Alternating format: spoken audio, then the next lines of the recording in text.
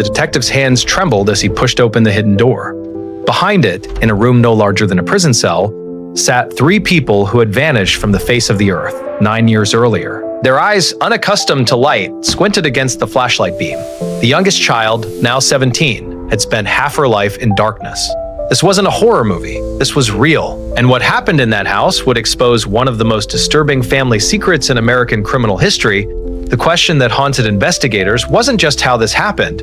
It was why nobody heard their screams.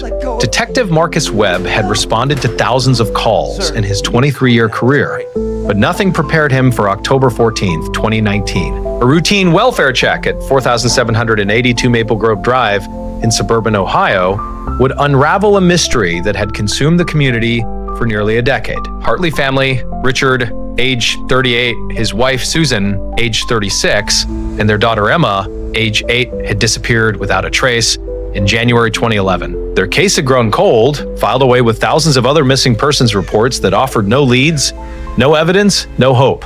Investigators had pursued every angle: financial trouble, witness protection, voluntary disappearance, even murder. But they never imagined the truth. The call came from a utilities worker named James Morrison, who noticed something peculiar about the water meter readings at the abandoned Hartley residence. For 9 years, the house had been sealed, declared a crime scene, then eventually released and left vacant. Yet Morrison's record showed consistent water usage, small amounts, but enough to suggest someone was inside.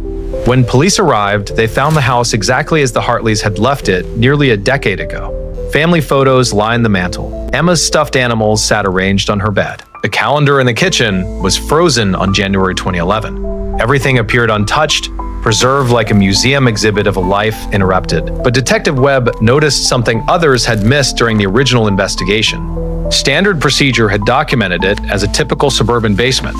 Concrete floor support beams, storage boxes, an old furnace. Yet Webb's instincts screamed that something was wrong. The spatial dimensions didn't match.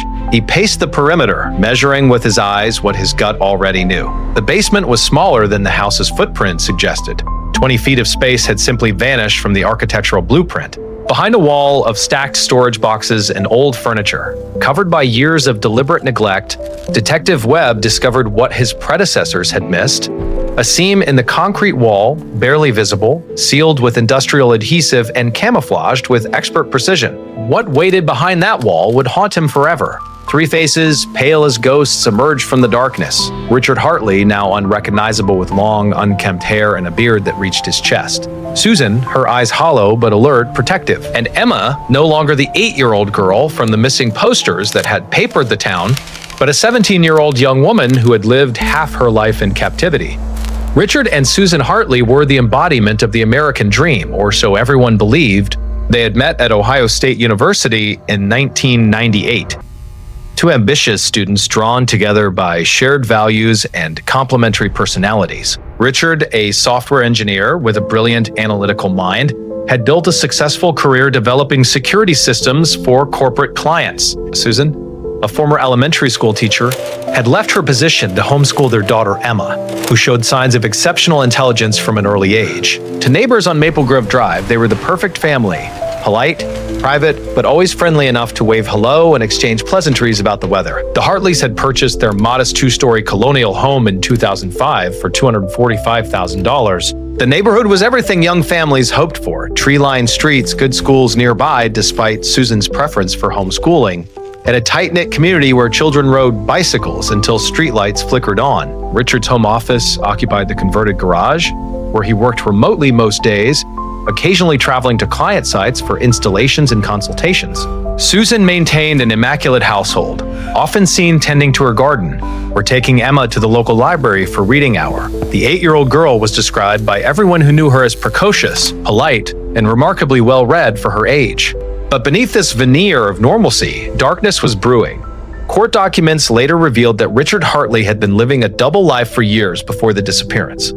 Financial records showed unexplained expenditures totaling over $60,000 in the 18 months preceding January 2011. Construction permits pulled under false contractor names indicated extensive renovation work in the basement, work that neighbors never saw happen. Richard had been systematically preparing for something. though investigators could only piece together his intentions after the horrifying discovery. He had created the perfect prison, soundproofed with commercial-grade acoustic panels, typically used in recording studios, reinforced with steel plating behind the drywall, and equipped with an air filtration system that prevented any sounds or smells from escaping. The night of January 18th, 2011 started like any other for the Hartley family. Susan had prepared dinner, pot roast with roasted vegetables, Emma's favorite. Neighbors later reported seeing lights on in the house until approximately 9 p.m. Then, nothing. No one saw the Hartleys leave. No vehicles departed the property. Security cameras from surrounding homes showed no unusual activity. It was as if the earth had swallowed them whole. The following morning, Richard's employer called police when he failed to attend an important client meeting in Columbus. The disappearance triggered an immediate investigation. Susan's parents, who lived in Pennsylvania, hadn't heard from their daughter in 3 days, unusual, as she called them, religiously every Sunday evening. When investigators first entered the Hartley home, they found no signs of struggle, no forced entry, no evidence of violence. The family's vehicles sat in the garage, undisturbed. Susan's purse remained on the kitchen counter with her wallet, credit cards, and identification inside. Richard's laptop was open on his desk, displaying lines of code from his latest project.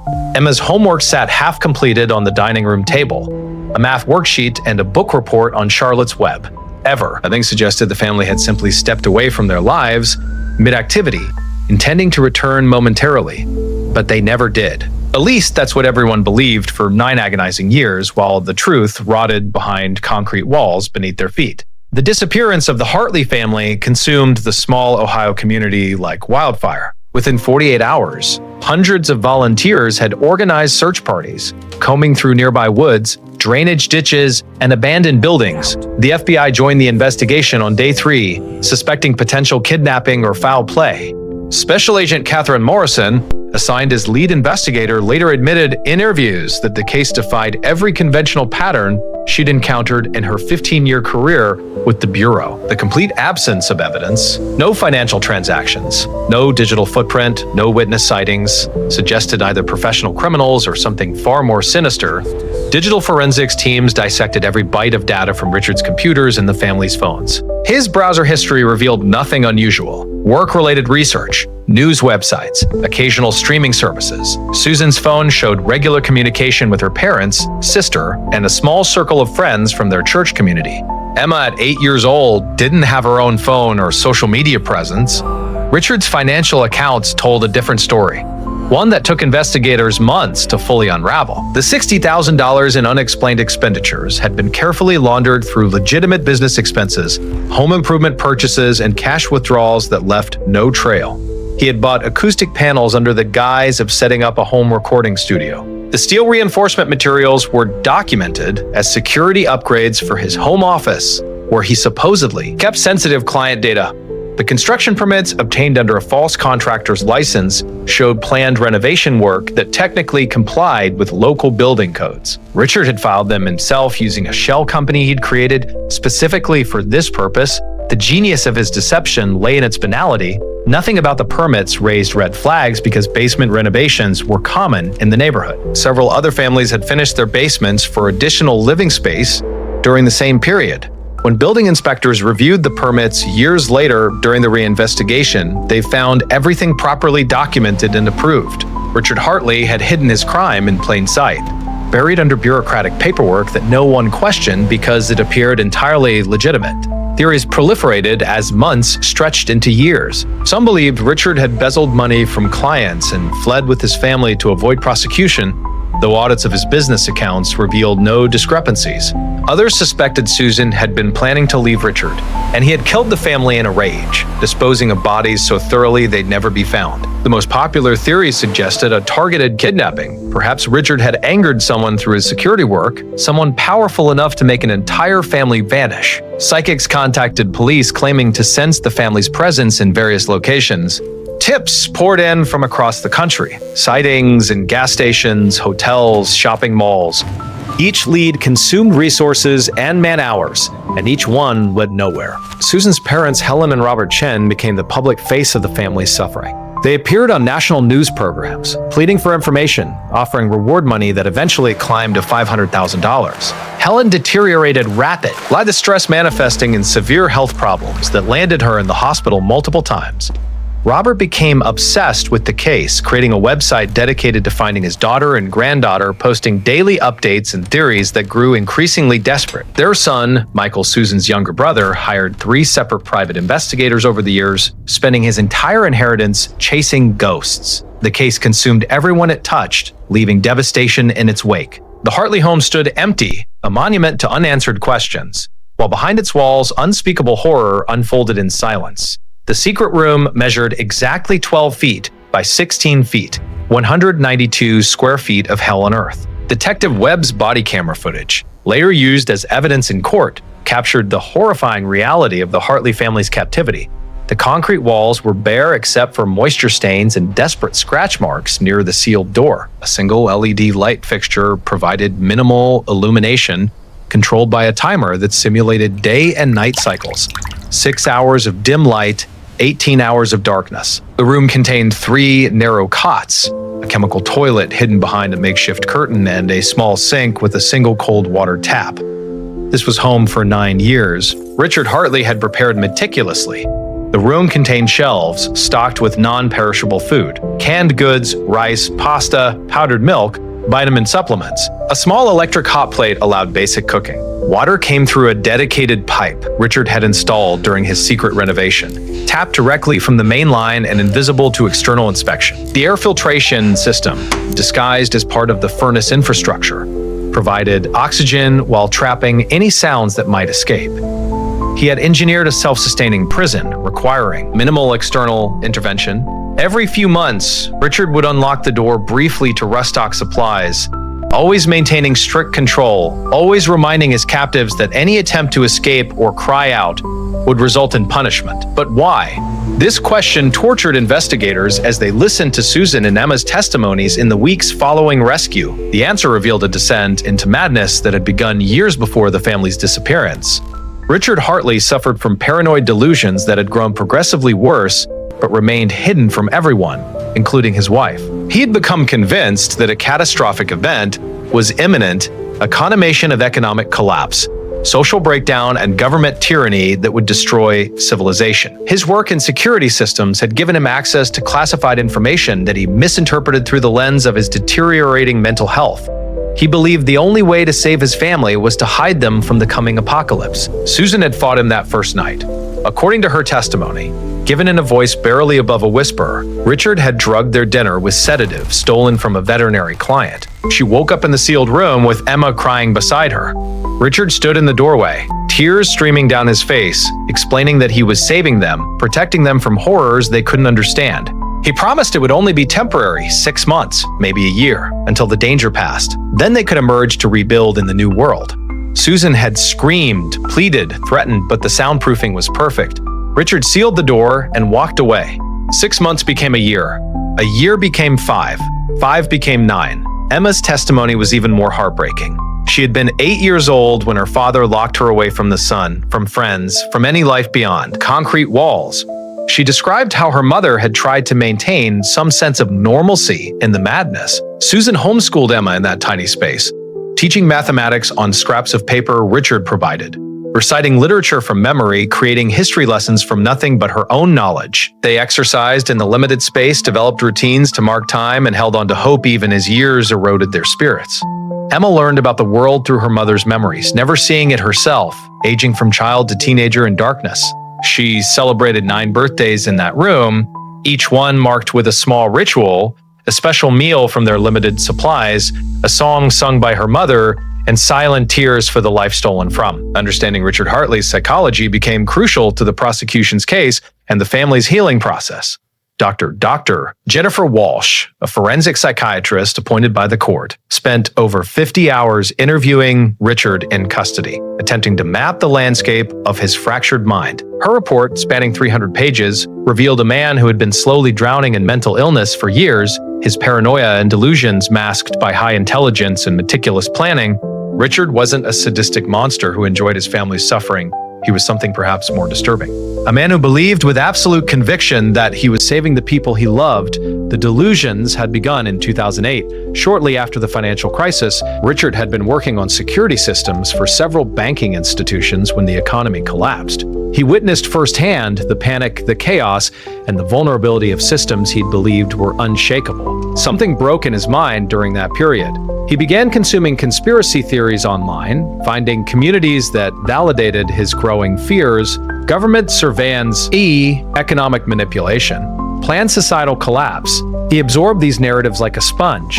His work put him in positions where he overheard conversations between executives discussing crisis management, emergency protocols, and worst-case scenarios. Through his paranoid lens, these normal business continuity discussions became evidence of sinister plots. By 2010, Richard had become convinced the collapse was imminent. He started preparing obsessively. The secret room was just one element of his survival plan. He had stockpiled cash in safety deposit boxes, created fake identities for his family, and purchased rural land in Montana under an assumed name. But his timeline accelerated unexpectedly. Dr. Walsh theorized that a specific trigger, possibly a news event or a conversation at work, convinced Richard that time had run out. He had to act immediately to save his family, even if his preparations weren't complete. The Montana property wasn't ready. The fake identities weren't secure enough, so he implemented what he called his emergency protocol. Hide the family in the sealed room until the dust settled, then relocate under cover of chaos. But the apocalypse never came. Months passed, and the world continued functioning normally. Yet Richard's delusions adapted to maintain their internal logic. He convinced himself that the collapse was happening more slowly than predicted, that the early stages were underway but not yet visible to ordinary people. He rationalized continuing the imprisonment as necessary, telling himself just a few more months, just until certain economic indicators shifted, just until political situations changed. Meanwhile, he continued living his normal life above ground, going to work, maintaining the house, interacting with neighbors who asked about his missing family. He told people Susan had taken Emma to care for her sick mother in Pennsylvania. When investigators questioned him after the disappearance report, he maintained this story with eerie calm. Dr. Walsh's most chilling finding was that Richard genuinely loved his family. His delusions didn't erase his emotions. They warped them into something monstrous. He visited the sealed room regularly, passing food and supplies through a small airlock system he'd designed. He would talk to Susan and Emma through the door, telling them about current events, describing the worsening conditions outside, reassuring them that their sacrifice was meaningful. He brought Emma books and educational materials. He recorded birthday messages for her on a small digital recorder. In his fractured reality, he was a devoted father and husband, protecting his family through a difficult but necessary trial. This cognitive dissonance, loving them while imprisoning them, caring while causing immense harm, defined Richard Hartley's tragedy. He was simultaneously victim of his own mind and victimizer of those he cherished most. October 14th, 2019 would forever mark the end of one nightmare and the beginning of another journey. When utilities worker James Morrison flagged the anomalous water readings, he had no idea he was about to crack one of the region's most baffling missing persons cases. The water usage was minimal, barely enough to register on standard monitoring, but it was consistent. Someone was inside the supposedly empty house. Morrison, a 28-year veteran who'd seen every manner of water theft and meter tampering, knew this pattern didn't fit any normal explanation. He could have filed a standard report and moved on. Instead, something made him call the police directly. Detective Marcus Webb arrived at the Hartley residence at 2:15 p.m. He'd worked the original disappearance case as a junior detective 9 years earlier and had never shaken the feck, yelling that they'd missed something crucial. Standing in that house again, older and more experienced, Webb saw what his younger self hadn't. The basement layout bothered him immediately. He pulled up the original case files on his phone, comparing crime scene photos to the space before him. The furnace's position, the support beam placement, the distance from the stairs to the back wall, none of it matched the house's footprint. He measured it out by pacing, then measured again with a laser distance meter from his kit. 20 feet of space that shouldn't exist. The storage boxes and old furniture stacked against one wall appeared untouched by the original investigation team. Why would they? It looked like typical basement clutter. Christmas decorations, old sporting equipment, boxes labeled books, and kitchen items in faded marker. But Webb started moving them anyway. Beneath the dust and cobwebs, he found the seam.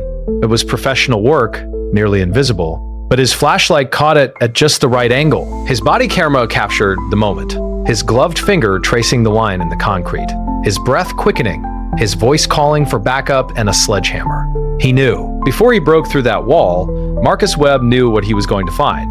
The sledgehammer's first blow against the sealed door sent tremors through the entire house. The second blow cracked the industrial adhesive.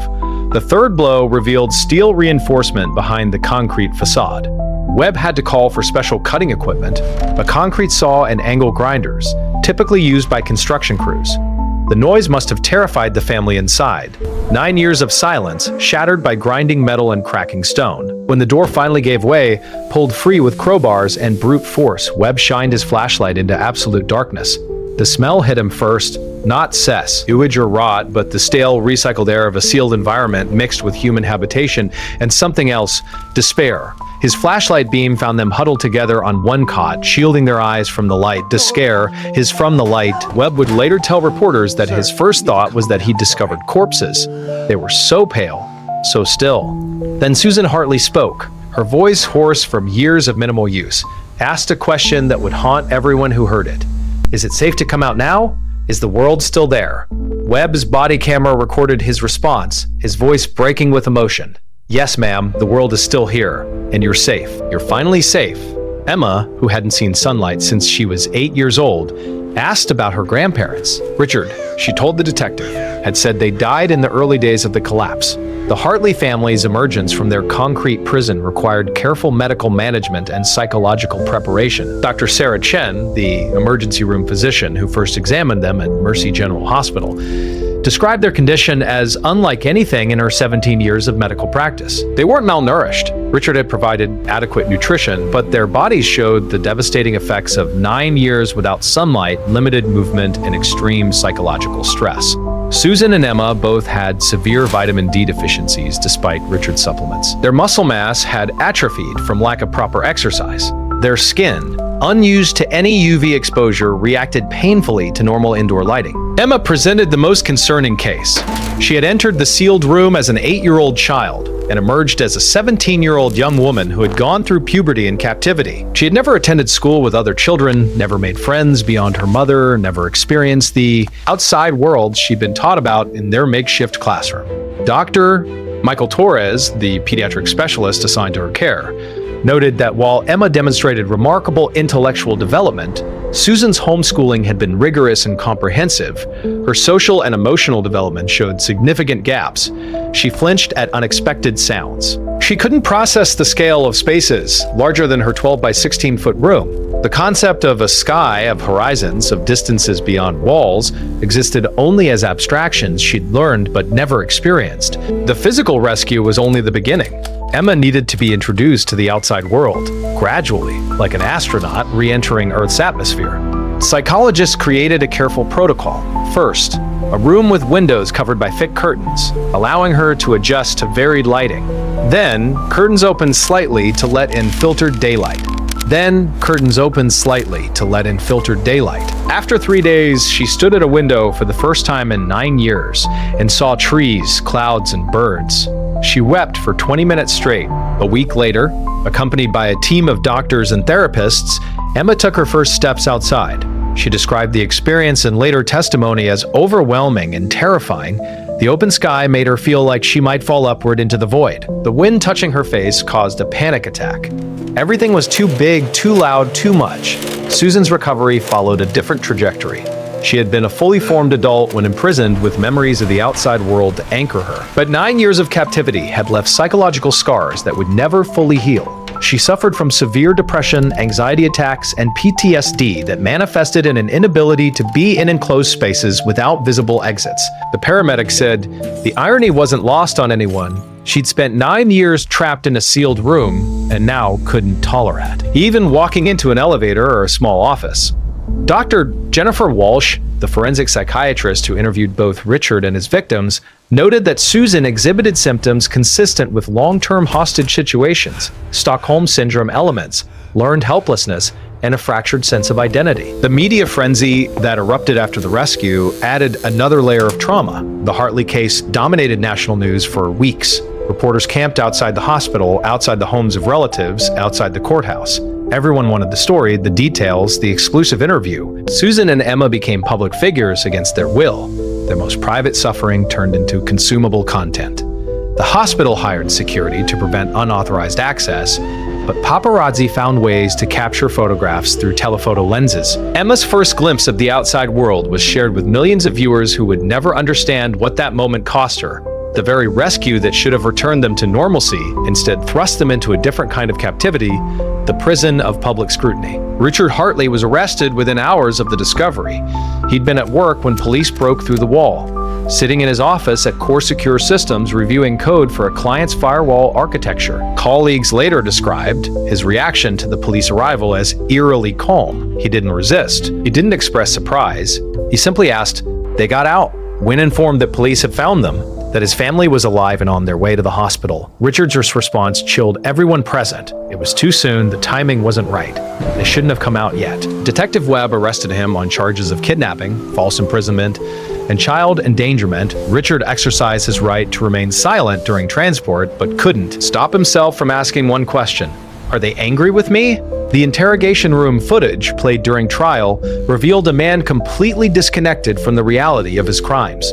Richard sat calmly, hands folded on the metal table, answering questions with the patience of someone explaining a complex technical problem to a confused colleague. He described the sealed room as a survival shelter, his actions as necessary protective measures, and the 9-year imprisonment as temporary relocation during a crisis period.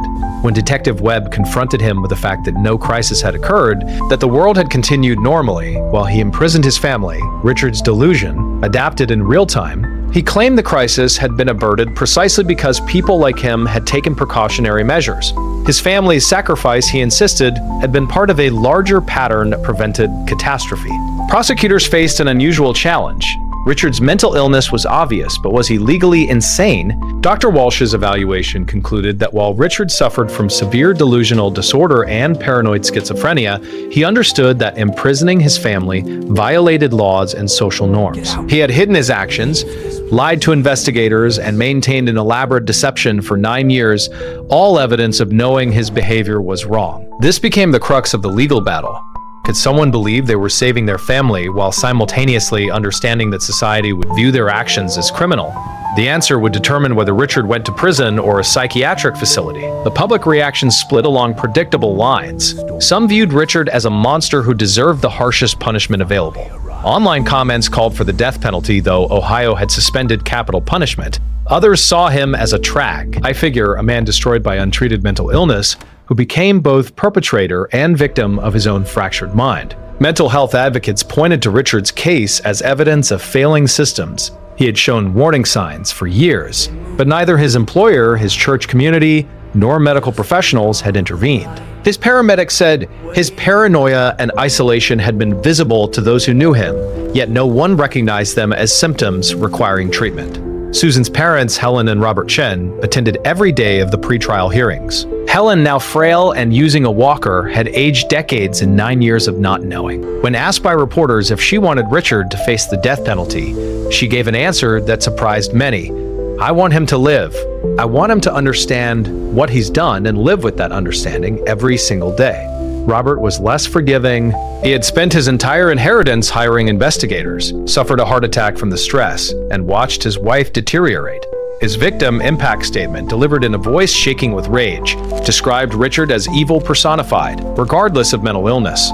These competing narratives, Richard as monster versus Richard as mentally ill, would dominate the trial. Susan Hartley's testimony began on a cold Tuesday morning in March 22. The courtroom was packed beyond capacity, with overflow crowds watching on monitors in adjacent rooms. Susan entered slowly, accompanied by her therapist and her brother, Michael. She had gained some weight since rescue, though she remained painfully thin. Her hair, which had grown long and unkempt in captivity, was now cut short. She wore a simple blue dress and avoided looking at Richard, who sat at the defense table with his attorneys. When the prosecutor asked her to describe the night of January 18th, 2011, Susan's voice was barely audible. The judge requested she speak up. She apologized and tried again. The dinner had tasted strange, Susan testified, not bad, just slightly bitter. She mentioned it to Richard, who explained he'd tried a new seasoning. Emma complained of feeling sleepy, unusual for their energetic daughter, who often resisted bedtime. Susan's own eyelids grew heavy. The next memory was darkness, concrete walls, and Emma screaming. Richard stood in the doorway of what she initially couldn't process as real. He was crying, explaining something about danger, about protecting them, about temporary measures until the crisis passed. Susan's initial reaction was disbelief. This couldn't be happening. Her husband, the man she'd loved for over a decade, couldn't be imprisoning them in their own basement. She described the first days as a blur of terror and rage. She screamed until her voice gave out. She pounded on the walls until her hands bled. She tried to reason with Richard during his brief visits to deliver supplies, begging him to let them out, promising they wouldn't tell anyone, offering any concession he wanted. He remained unmoved, explaining with disturbing calmness that her reaction was understandable, but based on incomplete information. He couldn't let them out yet, not until conditions stabilized. Susan asked the obvious question, what conditions? What crisis? Richard's answers were vague, referencing economic indicators, political instability, and threats he couldn't fully explain. He promised to bring proof on his next visit, news articles, financial reports, anything that would help her understand. The proof never came because it didn't exist. After the first month, Susan's survival instincts kicked in. She realized that maintaining hope for herself and Emma required creating structure and purpose within their prison. She established a daily routine, wake up at what they assumed was 7 a.m. based on the light timer, morning exercises, breakfast, lessons for Emma covering mathematics and language arts, lunch, science and history lessons, dinner preparation, evening reading, and sleep. The routine became their lifeline, a way to mark time and maintain dignity in undignified circumstances. Susan taught Emma everything she could remember from her own education, making up lesson plans from memory, creating homework assignments on the paper Richard provided. The testimony that broke the courtroom came when the prosecutor asked Susan about Emma's development. How do you explain puberty to a girl who hasn't seen the sun in years? How do you prepare a child for womanhood when she's trapped in a concrete box? Susan described having to request specific supplies from Richard, sanitary products for Emma's first period, which came when she was 12, 4 years into their captivity. She described the awkward conversations conducted through a sealed door with her captor husband about what their daughter needed. She described watching Emma grow from child to teenager, witnessing the psychological damage accumulating like sediment, unable to protect her daughter from the trauma that would mark her forever. Several jurors were crying openly. Richard sat motionless, his face unreadable. Emma Hartley's testimony was conducted in a closed session due to her age and psychological vulnerability, but transcripts were later released with identifying details redacted. Now 18 years old, her birthday had passed during the trial proceedings. Emma sat in a specially arranged room designed to reduce anxiety. A therapy dog lay at her feet. Her grandmother, Helen, sat behind her, offering silent support. Emma had requested that she not be able to see her father during her testimony. A screen was erected to block her view of the defense table. When she began speaking, her voice carried that strange quality of someone who had learned to communicate primarily through whispers. She remembered the night clearly. Emma testified they'd had pot roast for dinner, her favorite. She'd been working on her book report about Charlotte's Web, excited to tell her mother about how she thought Charlotte was the bravest character in literature. She remembered feeling sleepy at the dinner table, which was unusual because she typically resisted bedtime. Her next memory was waking up in darkness, her mother's arms around her, and a sound she'd never forget, her mother's screaming. Emma didn't understand where they were. She thought maybe she was having a nightmare. Then her father's voice came through the darkness, and the light came on, and she saw the concrete walls. The first months were the worst, Emma explained. She didn't understand why they couldn't leave. Her father had always been kind to her, patient when teaching her math, enthusiastic about her drawings and stories. This same father now stood behind a door he wouldn't open, explaining things that made no sense to an 8-year-old. The world was dangerous outside. Bad things were happening. They had to stay hidden to stay safe. But hidden from what? From who? Her father's explanations contradicted everything her mother told her.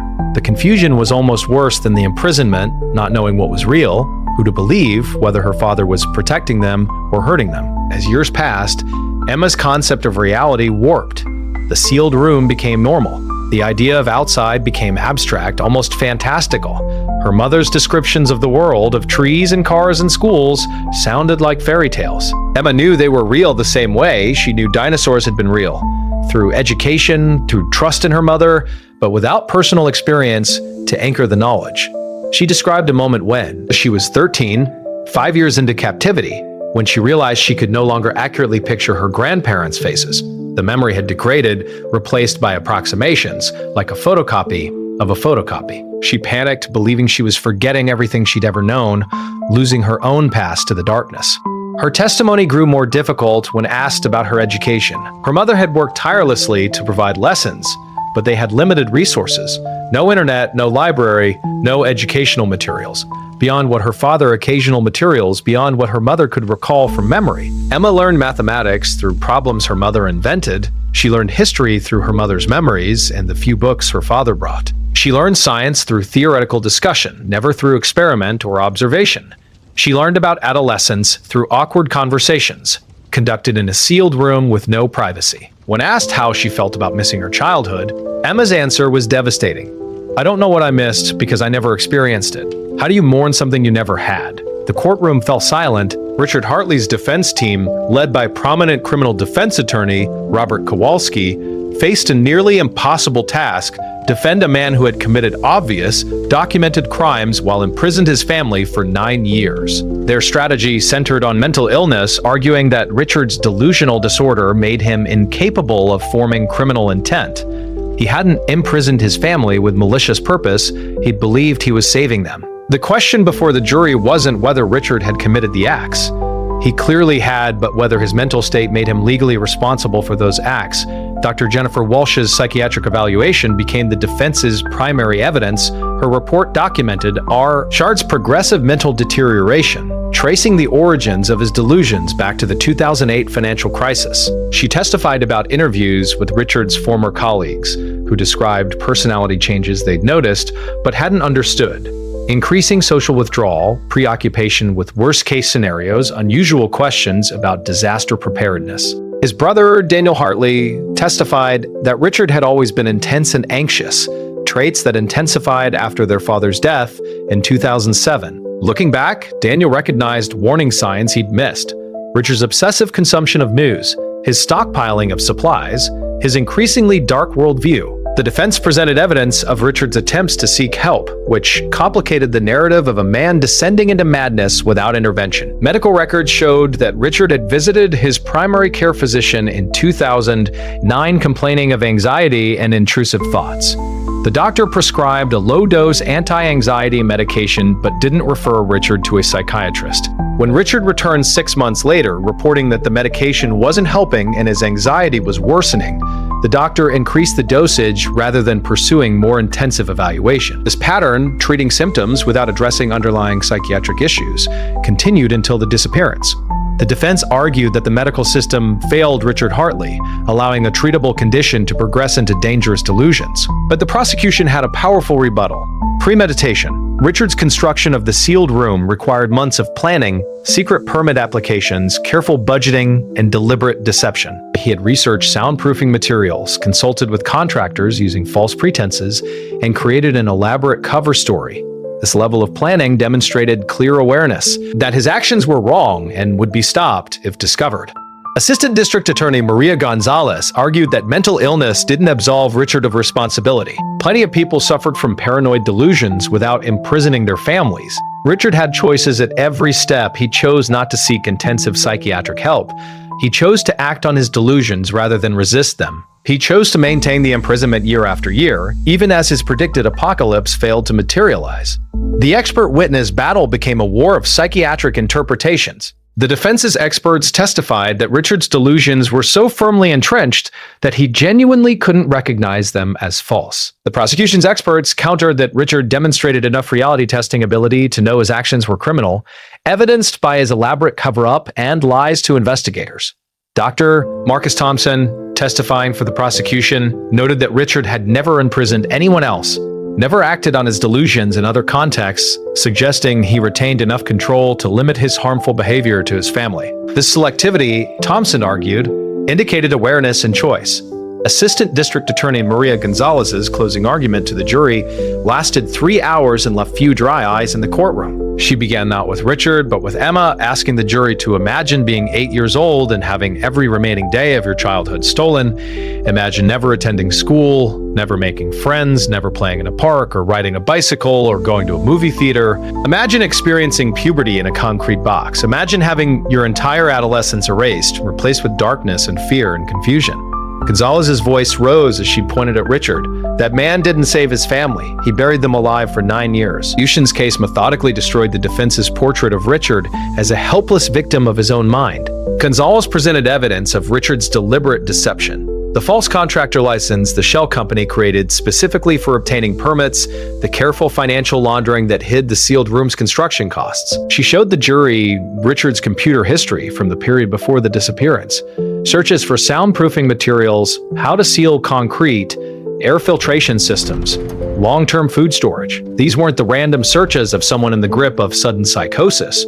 They were the methodical research of someone planning a specific action. Gonzalez saved her most damning evidence for the end of her case. Richard had maintained detailed journals throughout the 9 years of imprisonment. Journals that documented his awareness that what he was doing was wrong by societal standards. In entries read to the jury, Richard wrote about his fears of discovery, his plans for what to say if investigators questioned him again, his relief each time the anniversary of the disappearance passed without renewed police interest. One entry from 2015, 4 years into the captivity, was particularly chilling. Susan keeps asking when we can leave. I tell her soon, but I know it's a lie. The world outside isn't ready. Maybe it never will be. Maybe this is forever. These words contradicted the defense's claim that Richard believed in temporary protective measures. The journal entries also revealed Richard's awareness of the harm he was causing. Multiple entries documented his guilt about Emma's stolen childhood, his anguish over Susan's deteriorating mental health, his own suffering at being separated from his family despite living in the same house. He wrote about hearing them cry through the soundproofed walls, about the temptation to let them out, about the internal battle between his delusional beliefs and his recognition of their pain. These entries proved, Gonzalez argued, that Richard possessed enough insight to understand his actions were causing severe harm, yet he continued anyway. Mental illness might explain his motivations, but it didn't excuse his choices. The prosecution called victim impact witnesses that devastated the defense's sympathetic portrayal of Richard. Helen and Robert Chen testified about 9 years of not knowing if their daughter and granddaughter were alive or dead. Helen described the panic attacks, the depression medication, the nights spent awake imagining horrific scenarios. Robert testified about the financial ruin of hiring private investigators, about the toll on his marriage, about the guilt of feeling angry at his missing daughter for not calling when she was actually imprisoned. Emma's childhood friends, now young adults themselves, testified about the loss they felt, about wondering for years what happened to their classmate who simply vanished. The cumulative weight of this suffering, multiplied across everyone who loved the Hartleys, painted a picture of devastation that spread far beyond the sealed room. After 6 weeks of testimony and 3 days of deliberation, the jury returned their verdict on April 14, 2020. The courtroom was packed to capacity, with dozens of reporters and spectators filling every available seat. Susan and Emma sat with Helen and Robert Chen in the front row. Emma held her grandmother's hand, her eyes fixed on the floor. Richard stood between his attorneys, his expression blank. When the jury foreman rose to announce their decision, you could hear nothing but breathing in that overcrowded room. The foreman's voice was steady. Guilty on all counts. 3 counts of kidnapping, 3 counts of false imprisonment, 3 counts of child endangerment, and 1 count of obstruction of justice for lying to investigators. Richard showed no reaction to the verdict. His attorneys requested he be remanded to a psychiatric facility pending sentencing evaluation, but Judge Patricia Morrison denied the motion. Richard would be held in county jail until sentencing, scheduled for 6 weeks later. As bailiffs approached to take him into custody, Richard turned toward where Susan and Emma sat. His mouth opened as if to speak, but no words came. What could he possibly say? Susan met his gaze for just a moment before looking away. Emma never looked up. Richard was led from the courtroom in handcuffs, and the 9-year nightmare officially became a criminal conviction. The verdict sparked immediate national debate. Mental health advocates argued that the guilty verdict represented society's failure to properly address psychiatric illness. If Richard had received appropriate treatment when his symptoms first emerged, none of this would have happened. Victim rights organizations countered that mental illness couldn't be used as a blanket excuse for heinous crimes. Both perspectives held truth, leaving the public divided. Legal experts noted that the verdict would likely survive appeal because the jury had been properly instructed on the insanity defense, and the evidence of Richard's awareness of wrongdoing was substantial. The case became a textbook example in law schools, discussed in criminal law and forensic psychiatry courses as an illustration of where mental illness and criminal responsibility intersect, For Susan and Emma, the verdict brought mixed emotions. Susan told reporters outside the courthouse that she felt relief but not satisfaction. Justice had been served in a legal sense, but no verdict could return the 9 years stolen from them. Emma, speaking publicly for the first time, said simply, "I want him to understand. I don't know if he ever will." The question of whether Richard truly grasped the magnitude of what he'd done remained unanswered.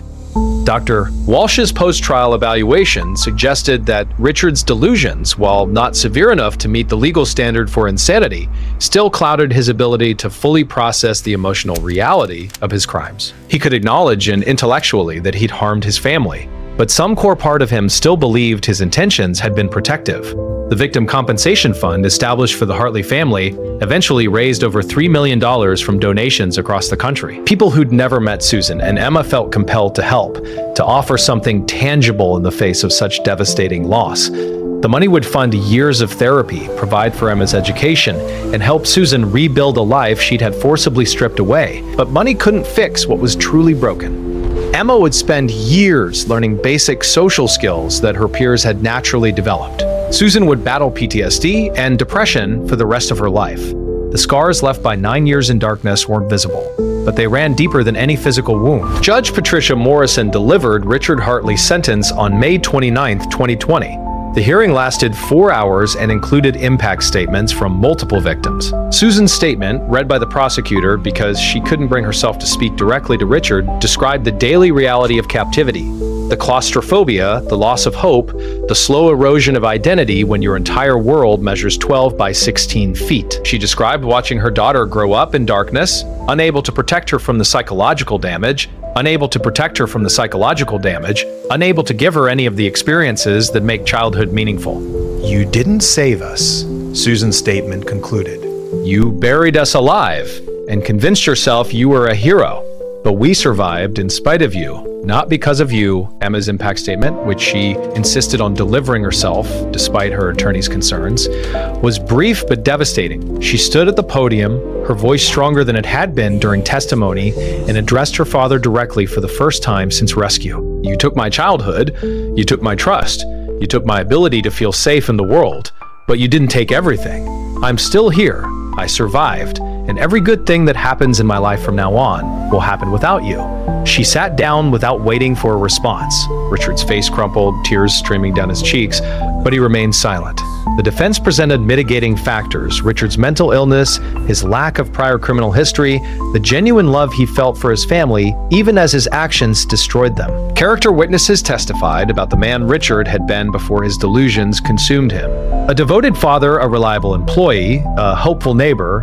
His brother Daniel pleaded for mercy, arguing that Richard needed treatment, not punishment, that warehousing him in prison served no rehabilitative. Paramedics said purpose. The psychiatric reports recommended long-term psychiatric care in a secure facility where Richard could receive treatment while being prevented from harming others. But Judge Morrison's sentence reflected the severity of Richard's crimes.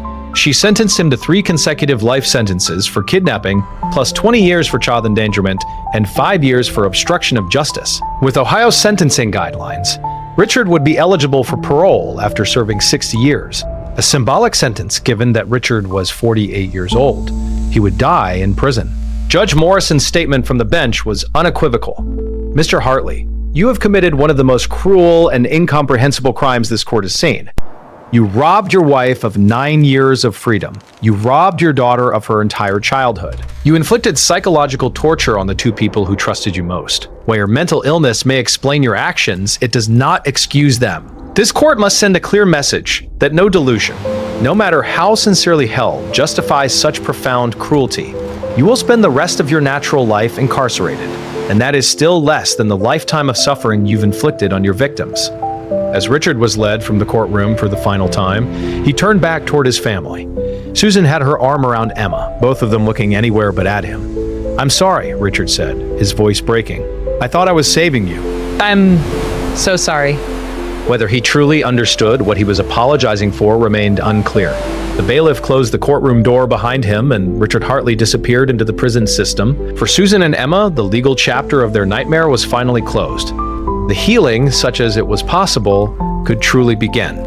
The months following Richard's sentencing brought new CE challenges for Susan and Emma Hartley. They relocated to another state, seeking anonymity and distance from the constant reminders of their trauma.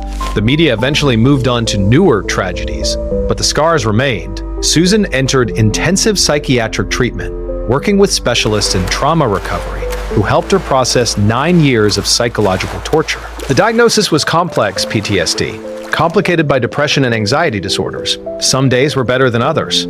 Some days, Susan could function almost normally, shopping for groceries, attending Emma's therapy appointments, managing the mundane details of everyday life. Other days, the weight of what she'd endured crushed her, and she couldn't leave her bed. Emma's recovery followed a different trajectory.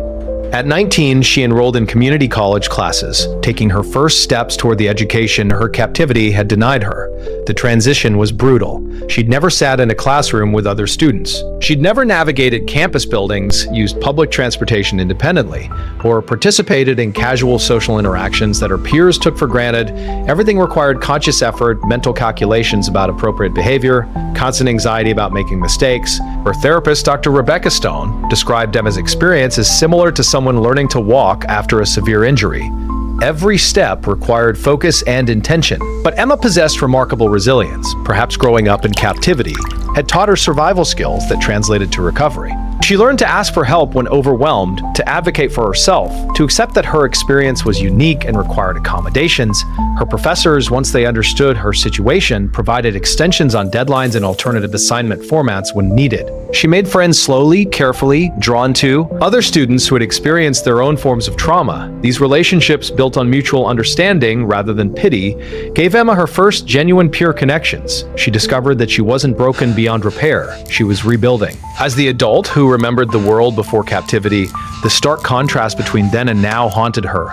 She'd lost 9 years of her life, but more painfully, she'd lost herself. The Susan who entered that sealed room in 2011 was a confident former teacher, a devoted mother, a woman with plans and dreams and agency. The Susan who emerged in 2019 was someone else entirely fractured, fearful, uncertain of her place in a world that had moved on. Without her, her parents tried to help, but the generational and experiential gap was too vast. They couldn't understand what she'd endured, couldn't relate to the specific texture of her trauma. Sometimes Susan felt more isolated, surrounded by a well-meaning family than she had in the sealed room with only Emma for company. The wrongful imprisonment lawsuit against Core Secure Systems. Richard's former employer provided some financial security. The company settled for an undisclosed amount, with lawyers estimating it exceeded $5 million. The settlement acknowledged that the company had failed to act on warning signs of Richard's deteriorating mental health, though it admitted no legal wrongdoing. The money couldn't buy back lost years, but it funded ongoing therapy, provided for Emma's education, and allowed Susan to avoid the immediate pressure of finding employment. It was something, not justice, not healing, but something tangible in a world that felt increasingly intangible to both women trying to rebuild from ruins. Dr. Rebecca Stone published a clinical case study on Emma Hartley's recovery process. With Emma's permission and all identified information changed. The study, which appeared in the Journal of Traumatic Stress, provided unprecedented insight into the long-term psychological effects of prolonged captivity beginning in childhood. Dr. Stone identified several unique challenges Emma faced that differed from adult captivity survivors. Emma's identity formation, the crucial process through which adolescents develop sense of self, values, and future direction, had occurred entirely within captivity. She had no baseline, normal adolescence to return to. Her entire journey from child to young adult happened in that 12 by 16-foot room. The study documented Emma's struggles with what Dr. M. Stone termed experiential gaps, fundamental life experiences that most people take for granted, but that Emma had never had. She'd never been to a birthday party for anyone except herself and her mother. She'd never seen a movie in a theater. She'd never eaten at a restaurant, gone to a concert, visited a mall, or experienced any of the ordinary socialization that occurs during adolescence. These gaps created moments of profound alienation. When peers discussed their high school experiences, Emma had nothing to contribute. She couldn't relate to their stories about prom, football games, drama club, first kisses, friendship drama, college applications, any of the touchstones that defined their shared generational experience. More troubling were the neurological impacts. Brain imaging studies conducted as part of Emma's treatment revealed alterations in her amygdala and hippocampus, regions associated with fear processing and memory formation. 9 years of chronic stress during crucial developmental periods had literally changed the structure of Emma's brain. She exhibited hypervigilance typical of combat veterans, startling easily at unexpected sounds or movements. Her sleep was disrupted by nightmares that range. From obvious recreations of captivity to subtle anxiety dreams about being lost in vast spaces or unable to find exits, these weren't simply psychological symptoms that therapy could resolve, they were biological changes that would affect Emma for the rest of her life. Susan's psychological profile showed different but equally severe impacts. Dr. Marcus Torres, who had treated Susan since shortly after rescue, noted that adult captivity survivors often experienced what researchers called temporal dislocation, a sense of being unstuck in time, unable to fully accept or integrate the years lost. Susan described feeling simultaneously 36 and 45 years old, as if her mind had aged while her lived experience remained frozen. She had memories of only one Obama administration despite his 2-term presidency. She remembered the iPhone 4 as current technology, then awakened to find the iPhone 11 on the market. These discontinuities created a persistent sense of unreality. The most insidious psychological impact was what both Susan and Emma called the trust problem. Richard hadn't been a stranger or an obvious monster. He'd been a loving husband and father who transformed into their captor overnight. This betrayal by the person they'd trusted most poisoned Emma's ability to trust anyone completely. Every relationship carried the potential for catastrophic betrayal. Every kindness might be manipulation. Every expression of love could mask hidden cruelty. Cognitive behavioral therapy helped Emma understand these fears weren't rational, but understanding didn't make them disappear. Trust, once shattered so completely, could be rebuilt only slowly. Relationship by relationship, testing boundaries, and learning when to open herself to others without the fear crushing her. The Hartley case sparked intense public discussion about systemic failures that allowed such prolonged captivity to occur undetected. How does a man kidnap his own family, imprison them in their home, and maintain the situation for 9 years while going to work, interacting with neighbors, and appearing to live a normal life? The question haunted communities across America, forcing examination of assumptions about safety, intervention, and collective responsibility. Multiple government agencies and private organizations commissioned reports analyzing what went wrong and how to prevent similar cases. The initial investigation failure became a focal point of criticism. How did the original detective team miss a secret room in the basement? The answer revealed troubling gaps in missing persons investigation protocols. Standard procedure in 2011 involved visual inspection of premises, but without specific reason to suspect hidden spaces, investigators didn't bring structural engineers or use ground-penetrating radar. The storage boxes and furniture stacked against the sealed wall looked like typical basement clutter. Nobody thought to measure the space against the house's blueprint because nobody suspected the space itself was hiding something. The case led to reforms in investigation protocols, including mandatory structural verification. In cases where missing persons were last seen at specific locations, the community's role raised uncomfortable questions. Richard's neighbors had noticed the Hartley family's sudden disappearance, accepted his explanation that Susan had taken Emma to care for sick relatives, and moved on with their lives. Even when months stretched into years, when Richard's story became increasingly implausible, nobody pushed too hard.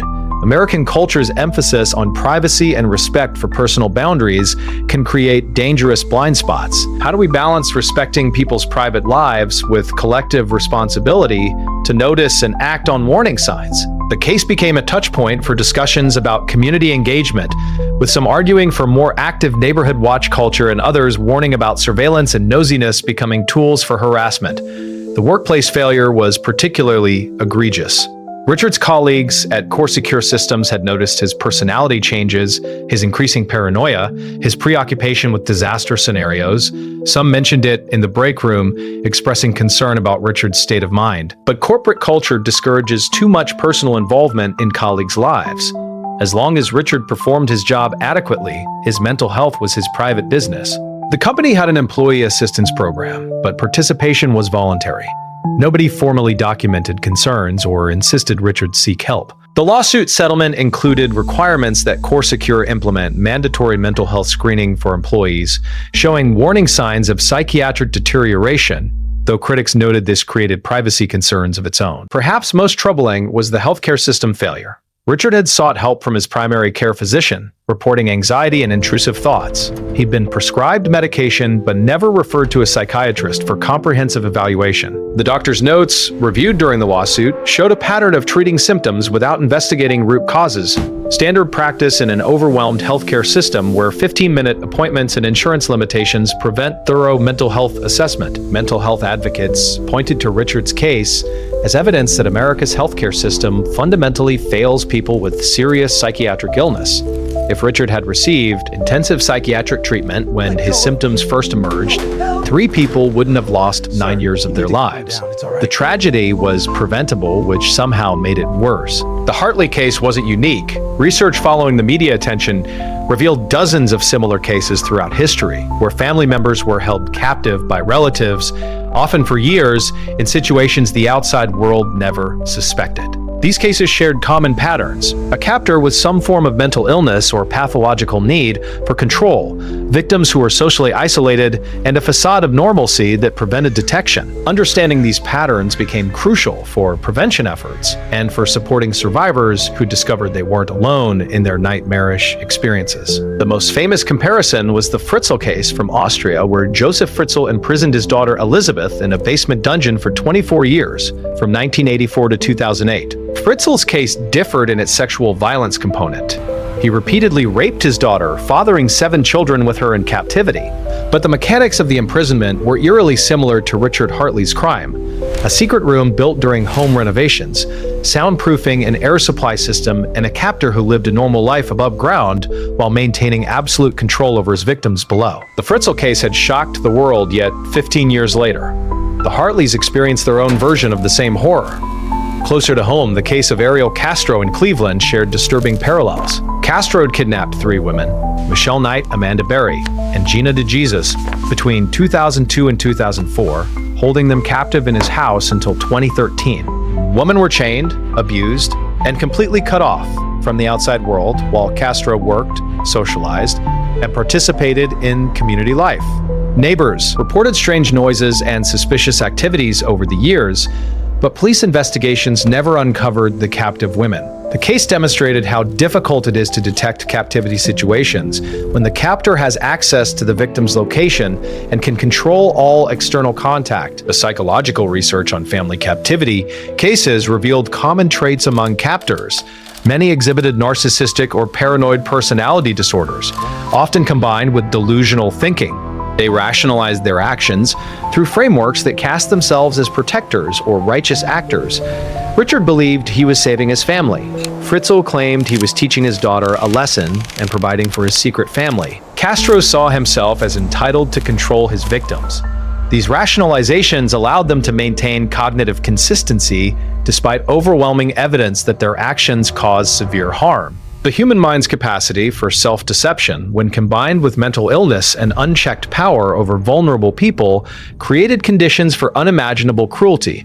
Survivors of these cases faced similar recovery challenges. Psychological literature documented a syndrome specific to long-term family captivity that combined elements of Stockholm Syndrome, complex PTSD, and developmental trauma. Victims struggled with conflicted feelings toward their captors, particularly in cases like the Hartleys, where the captor was a previously loved family member. Emma experienced this acutely.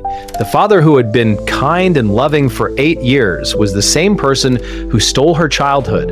How do you reconcile those contradictory realities? How do you grieve the good memories while acknowledging the devastating harm? These questions haunted family captivity survivors uniquely, setting their experiences apart from other forms of traumatic imprisonment. 3 years after her rescue, Emma Hartley sat in a coffee shop near her college campus, participating in a carefully arranged interview for this documentary. She was 21 years old now, a junior studying psychology with a minor in social work. She wanted to help others who had experienced trauma, to transform her suffering into purpose. The Emma who sat across from the interviewer bore little resemblance to the pale, terrified teenager who emerged from captivity. She'd gained weight, her skin had regained healthy color from careful sun exposure, and her eyes held a quiet strength that testified to the work she'd done to reclaim her life. Emma described her recovery as ongoing, a process rather than a destination. The first year had been the hardest, she explained. Everything overwhelmed her: sounds, crowds, choices. The modern world moved at a pace she couldn't process. Even simple tasks like grocery shopping triggered anxiety attacks. There were too many options, too many people, too much stimulus for a brain that had spent 9 years in sensory deprivation. Her therapist had taught her grounding techniques, ways to manage panic when it threatened to drown her. She used them daily, sometimes hourly, but gradually, the world became less terrifying and more manageable. The social aspects remained challenging. Emma had missed the entire period when her peers developed social fluency through trial and error, through awkward middle school interactions and high school drama, and learning unspoken rules of adolescent communication. She had to learn all of this consciously as a young adult, which created moments of profound embarrassment. She once asked a classmate if they'd like to engage in friend-making activities, not understanding that the formal phrasing sounded bizarre. The classmate laughed, but kindly, and explained how people actually invited others to hang out. These learning experiences happened constantly, each one teaching Emma something her peers already knew instinctively. Dating was almost impossible. How do you explain your history to someone you're romantically interested in? Emma tried being upfront during a first date once, telling a guy she'd been held captive for 9 years. He'd looked at her with a mixture of horror and pity that made her feel like a freak show exhibit rather than a person. He'd made an excuse and left after 20 minutes. Emma didn't try dating again for months. When she finally did, she waited until the third date to share her history, and even then, she minimized it, saying only that she'd had a difficult childhood. The relationship lasted 6 weeks before the guy decided he wasn't emotionally equipped to date someone with her level of trauma. Emma understood, but it still hurt. Despite these challenges, Emma had built a life worth living. She'd found a community among other trauma survivors and a support group Dr. Stone recommended. These people understood in ways that others couldn't. She discovered a passion for advocacy work, volunteering with organizations that supported missing persons' families and captivity survivors. She gave occasional speeches, still terrifying but manageable, about her experience in recovery, hoping her story might help others. She'd even started writing, journaling extensively about her experience and feelings, with plans to eventually publish a memoir. The girl who had spent 9 years in darkness was now deliberately bringing her story into the light. While Emma's youth provided some resilience in recovery, Susan faced different challenges. She was 54 years old now, having lost her entire 40s to captivity. Prime years for career development, for parenting an adolescent, for living a full adult life. Those years were simply gone, irretrievable. Susan says, struggled with profound anger that cycled through various targets. Richard, obviously, but also herself for not preventing the imprisonment, the police for not finding them sooner,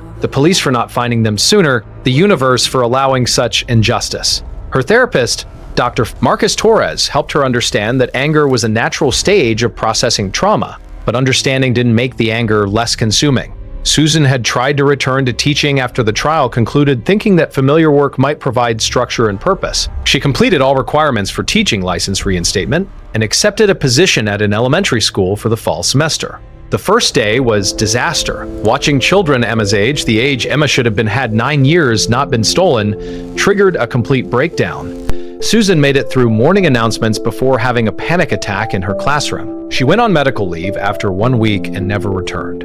Her identity as an educator, something she'd carried since her 20s, was another casualty of Richard's crime. Financial stability from the settlement and donations allowed Susan to focus on recovery without immediate employment pressure, but this created its own problems.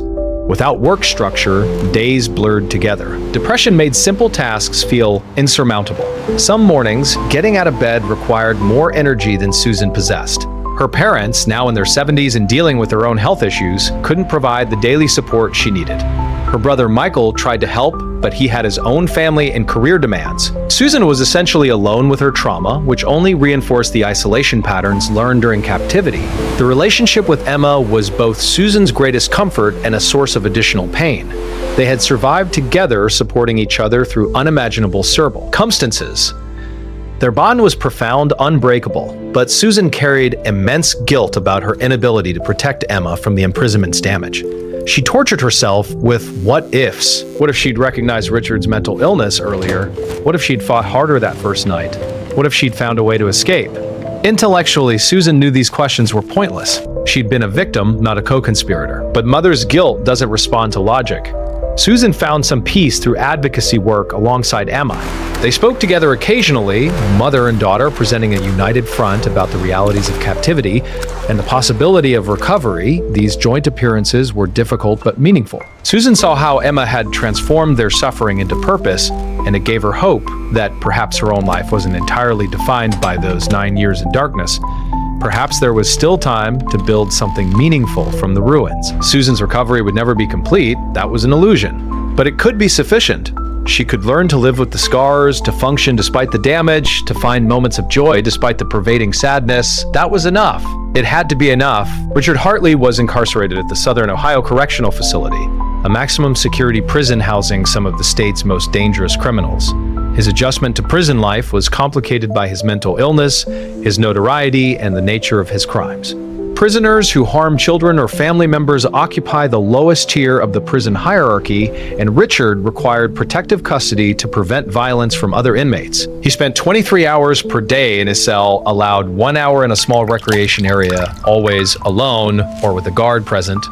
Psychiatric treatment in prison was limited but ongoing. Richard received antipsychotic medication that partially controlled his delusional thinking, though it never fully resolved. Monthly sessions with the prison psychiatrist documented Richard's persistent belief that he had been trying to protect his family, even as he intellectually acknowledged that his actions had harmed them. This cognitive dissonance, simultaneously holding two contradictory beliefs, is common in severe mental illness. Richard could state the facts. He had imprisoned his family, caused severe psychological damage, and rightfully been convicted of serious crimes. Yet on a deeper level, he still felt misunderstood, still believed his intentions had been pure even if his execution had been flawed. Richard attempted to contact Susan and Emma multiple times over the first 2 years of his imprisonment. He wrote letters, dozens of them, that the prison chaplain helped him compose. The letters were intercepted by the women's attorneys and never delivered per their explicit instructions. Richard's letters, reviewed by psychologists, revealed a man desperate for forgiveness, unable to fully grasp why his family wanted no contact. He wrote about his love for them, about his memories of Emma's childhood, about his regrets and apologies. But the letters also contained disturbing elements, requests that they understand his position, suggestions that their suffering had been exaggerated, and occasional hints that he still believed his protective instincts had been correct even if his methods had been wrong. The prison system struggled with how to manage Richard's case. He wasn't violent, didn't cause disciplinary problems, and participated in available programming. But his persistent delusions and the nature of his crimes made him unsuitable for general population. He couldn't be trusted around other inmates, not because of violence risk, but because his mental illness made his behavior unpredictable. The solution, indefinite solitary confinement, with minimal human contact, was itself a form of psychological torture that likely worsened his mental health. The irony wasn't lost on anyone. Richard, who had imprisoned his family in isolation, was now experiencing a similar fate. Whether this constituted justice or merely perpetuated cycles of harm was a question without clear answers. Richard's case highlighted systemic problems in how America's criminal justice system handles mentally ill offenders. Prisons aren't designed as psychiatric hospitals, yet they house hundreds of thousands of people with serious mental illness. Richard received more treatment than most inmates, but it remained inadequate for his condition. He would likely die in prison, his illness never properly treated, his understanding never fully developed, his suffering and his victims' suffering intertwined in tragedy. The system could punish him, incapacitate him, even medicate him, but it couldn't heal him. Perhaps healing was never the point. The Hartley case sparked important discussions about media ethics in covering traumatic crime stories.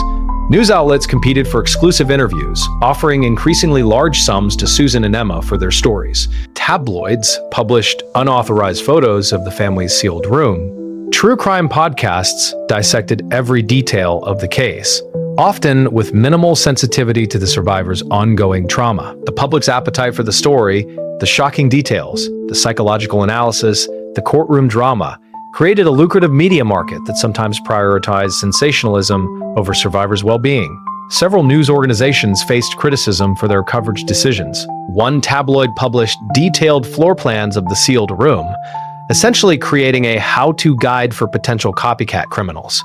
Multiple outlets ran headlines focusing on the most salacious elements, secret sex dungeon and basement of horrors that distorted the facts for shock value. True crime enthusiasts ascended on Maple Grove Drive, taking selfies in front of the Hartley house, treating a crime scene like a tourist attraction. Emma described seeing photos of herself taken without permission circulating on social media, her trauma packaged as entertainment for strangers. Responsible journalism required balancing public interest against exploitation. The story raised legitimate questions about mental health, systemic failures, and criminal justice that deserved public discussion. But this value had to be weighed against the harm caused by intrusive coverage. Some media organizations established protocols: no contact with Emma until she turned 18, no publication of photos showing her current appearance, no detailed descriptions of the sealed room's interior that could inspire copycat crimes. These self-imposed restrictions acknowledge that not every detail the public wanted to know should be published. The rise of true crime as entertainment genre complicated ethical considerations. The Hartley case became fodder for multiple podcasts, YouTube analysis videos, and even plans for a fictionalized television series. While Susan and Emma could refuse to participate, they couldn't prevent others from telling their story. Public records, trial transcripts, police reports, court testimony were available to anyone. The family's tragedy became intellectual property in the public domain, available for monetization by people who had no connection to their suffering. Emma gave an interview to a journalism ethics conference where she pleaded with content creators to remember that their subjects were real people with ongoing trauma, not characters in a story. The public's role in ethical consumption of true crime content deserved examination. Millions of people followed the Hartley case, listened to podcasts about it, discussed it on forums and social media. This attention wasn't inherently wrong. People have always been drawn to crime stories. But ethical consumption required awareness of the human cost behind the narrative. It meant choosing responsible coverage over sensationalized content, refusing to share invasive photos or details that violated survivors' privacy, and remembering that the people involved weren't fictional characters but real humans deserving dignity. The Hartley case became a test of society's ability to engage with tragedy responsibly. Following the Hartley case, multiple organizations developed prevention frameworks aimed at identifying and stopping family captivity situations before they reached crisis. The National Center for Missing and Exploited Children created training modules for social workers, teachers, and healthcare providers on recognizing warning signs of family isolation and potential captivity. These signs included sudden removal of children from school or social activities, family members who become invisible in their community, unexplained absences combined with implausible explanations, and financial patterns suggesting preparation for long-term isolation. Mental health professionals received updated guidelines for assessing risk in patients showing paranoid or delusional thinking, particularly when delusions involved family members. The new protocols emphasized taking family protection measures seriously even when patients seemed nonviolent. Richard Hartley had never expressed violent intentions, never threatened anyone, never displayed the traditional warning signs that trigger intervention. Yet his delusions had been dangerous precisely because they were oriented toward protection rather than harm, a paradox that made risk assessment MEX. Schools implemented policies for responding to students who were suddenly withdrawn for homeschooling, particularly when the withdrawal happened abruptly, without prior indication of homeschool plans. Emma had been a regular elementary school student before her parents decided to homeschool, a decision that was actually Richard implementing his imprisonment plan. The new policies required school administrators to conduct in-person welfare checks with any student withdrawn for homeschooling, specifically meeting with the child separately from parents to ensure the withdrawal was appropriate. Law enforcement agencies updated their missing persons protocols based directly on Hartley case analysis. The new standards required structural verification of residential properties when families disappeared from homes, consultation with structural engineers when space measurements seemed inconsistent, mandatory follow-up interviews with reporting parties and witnesses at 30, 60, and 90-day intervals to check for evolving information, and special scrutiny of cases where entire families vanished simultaneously. These protocols couldn't guarantee prevention, but made discovery more likely.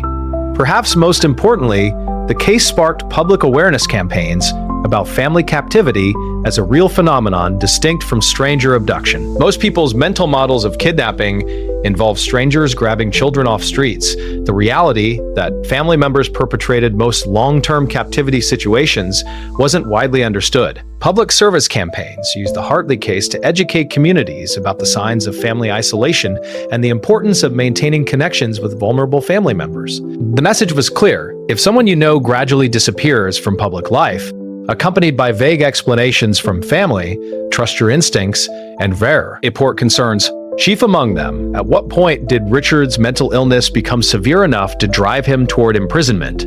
His journals from before the captivity showed escalating paranoia, but no explicit plan. Had he been planning the sealed room for years, or had it been a more impulsive decision triggered by a specific event? Richard's own testimony was unreliable. His delusional thinking made it impossible to distinguish truth from confabulation in his self-reporting. Another unresolved question concerned Susan's state of mind during captivity. She testified that she'd fought Richard's imprisonment and maintained hope of escape throughout the 9 years. But some psychological experts wondered if Stockholm Syndrome had played a more significant role than Susan acknowledged or even recognized. Had there been moments when Susan accepted or even internalized Richard's explanations? Had she experienced conflicted feelings beyond what she disclosed? These questions weren't accusations, but attempts to understand the complex psychology of prolonged captivity. Susan's privacy deserved protection, but the questions lingered in academic discussions. The extent of Richard's awareness also remained debated. He claimed to believe fully in his protective mission, yet his journals and behavior suggested some level of conscious deception. When he told neighbors Susan was caring for sick relatives, was he acting on genuine belief or cynical manipulation? When he maintained normal work performance while his family suffered below, did he truly compartmentalize so completely, or was there conscious awareness of wrongdoing that he suppressed? Dr. Walsh's evaluation suggested both could be true. Simultaneously, human psychology allows for shocking cognitive dissonance, where contradictory beliefs coexist without resolution. The question of whether this tragedy was preventable tormented everyone involved. Multiple intervention points existed where different choices might have altered outcomes. If Richard's doctor had referred him to a psychiatrist, if his employer had insisted on mental health evaluation, if the original investigators had been more thorough, if neighbors had pushed harder when Richard's explanation seemed suspicious. But hindsight bias, the tendency to see past events as more predictable than they actually were, made it easy to overestimate how obvious the warning signs should have been. Prevention might have been possible, but it was far from guaranteed. Perhaps the most haunting unresolved question was whether justice had truly been served. Richard received the maximum sentence, but did that constitute justice for Susan and Emma? Could any punishment equal 9 years of stolen life? Could any legal outcome satisfy the hunger for meaning that follows senseless tragedy? Justice in a legal sense had been achieved. A criminal was convicted and sentenced appropriately. But justice in a deeper sense, restoration, fairness, cosmic balance remained elusive. Some wounds can't be healed, some losses can't be compensated, some wrongs can't be righted. All society could offer was acknowledgement, support, and the inadequate consolation that the criminal had been held accountable. 5 years after rescue, Emma Hartley graduated from college with honors, earning her bachelor's degree in psychology.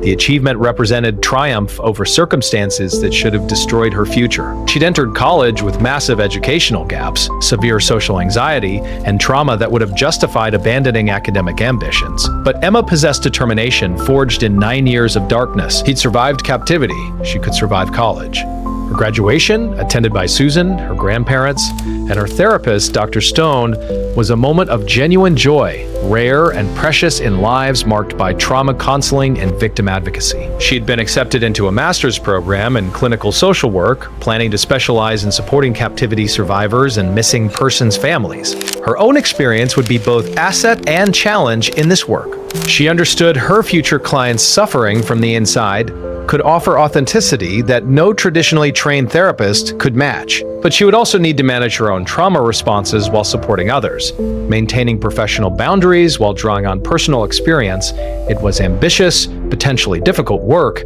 Emma felt called to it. Relationships remained challenging for Emma at 26 years old. She'd had a few serious romantic relationships, though none had worked out. The pattern was consistent. Initial connection based on Emma's intelligence and empathy, followed by growing awareness of her trauma's impact, culminating in the partner feeling overwhelmed by the emotional demands. Emma understood. She was a lot to handle. Her trauma manifested in ways that required exceptional patience from partners, hypervigilance that interrupted intimacy, trust issues that created relationship tension, occasional panic attacks triggered by enclosed spaces or conflicts. She needed someone extraordinarily understanding, yet wanting such understanding felt like needing special accommodation that proved her brokenness. Emma's relationship with her mother remained her primary emotional anchor. They understood each other's suffering in ways nobody else could.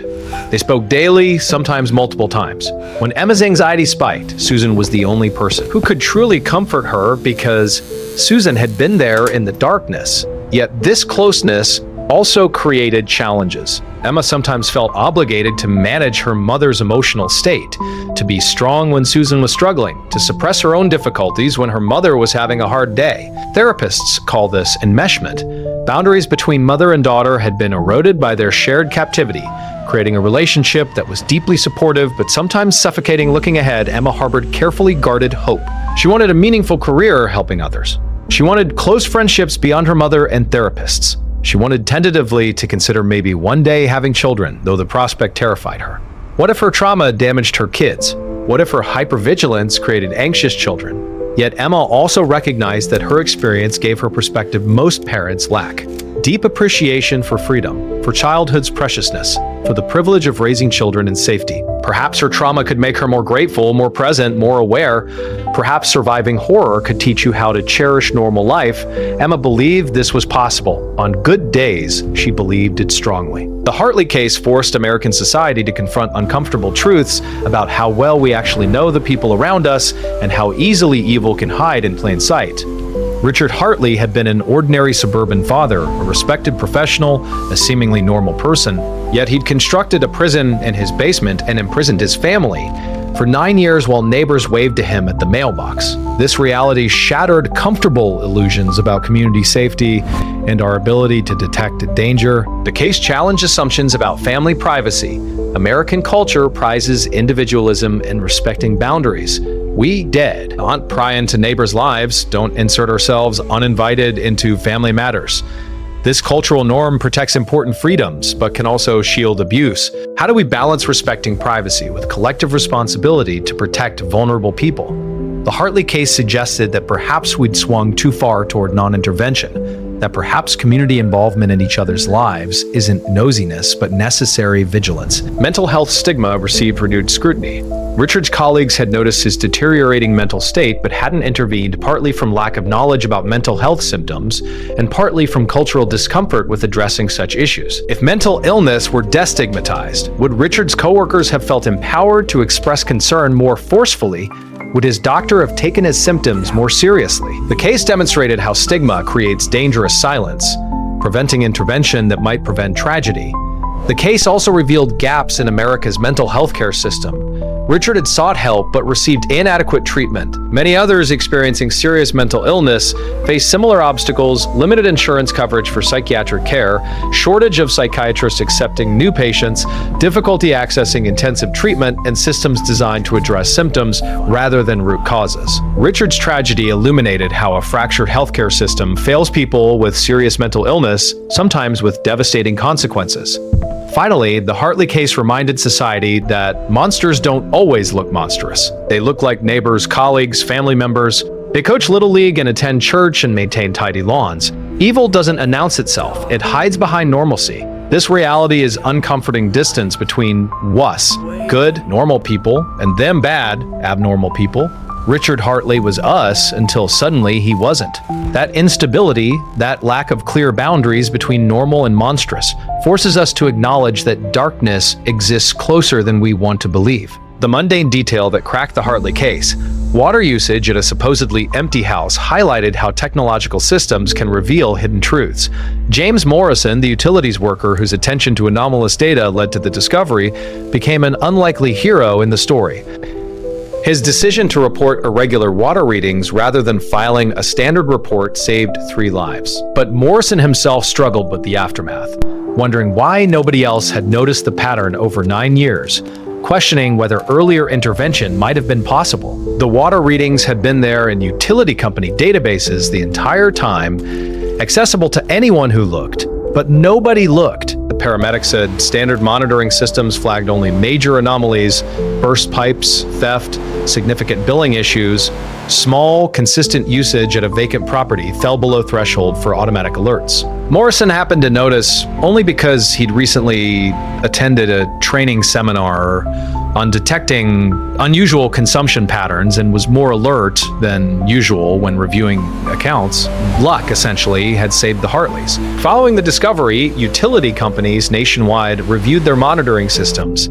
Several implemented new protocols for flagging small but consistent usage at properties registered as vacant. The Hartley Protocol, as it became known in the industry, created automatic alerts for properties showing minimal but persistent consumption, patterns suggesting hidden occupancy. Within 2 years of implementation, this protocol led to discovery of 3 other captivity situations and numerous cases of unauthorized occupancy, utility theft, and other irregularities. Technology's role in both concealing and revealing the Hartleys' imprisonment was complex.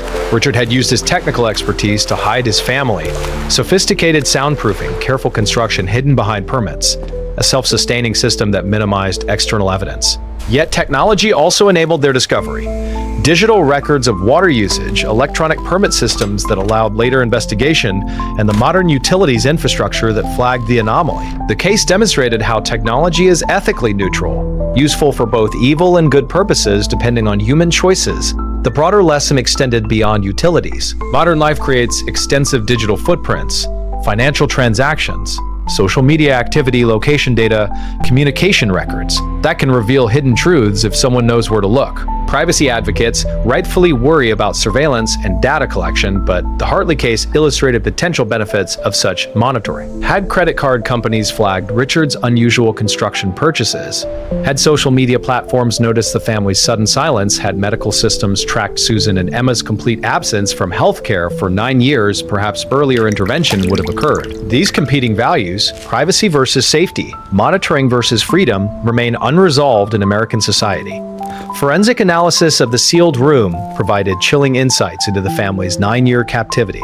Crime scene investigators documented every detail, creating a comprehensive record that was later used in trial and became subject of academic study. The room's dimensions, 12 by 16 feet, provided exactly 192 square feet of space, less than many prison cells. 3 people had lived their entire lives within this space for 9 years, approximately 3,240,000 minutes of confinement. The physical evidence told stories. Scratch marks near the sealed door, analyzed by forensic experts, were made by Susan's fingernails during the first weeks of imprisonment when she was still frantically seeking escape. The marks penetrated only superficially into the concrete, evidence of desperate but futile effort. The concrete toilet had been used approximately 25,000 times based on chemical analysis.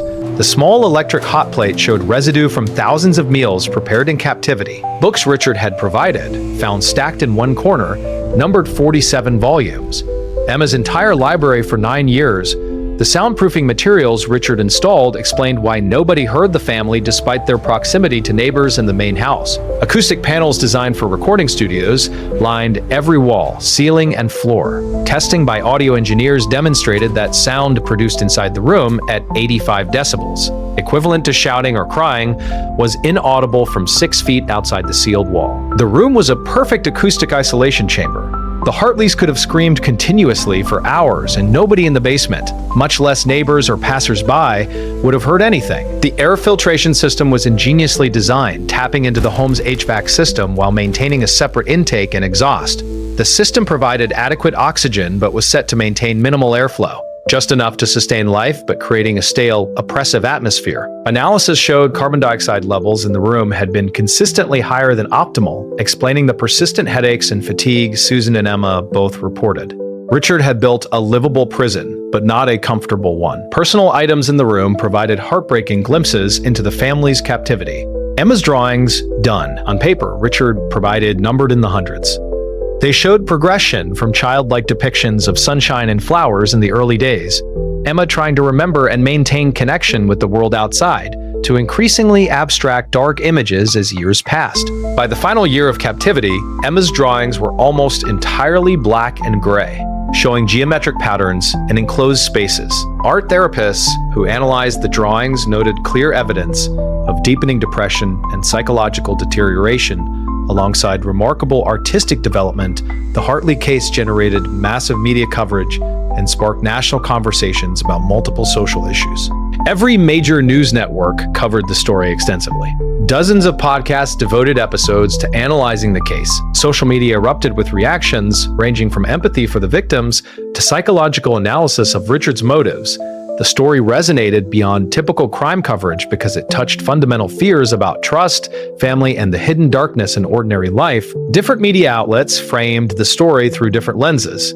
Conservative media outlets framed the story through different lenses.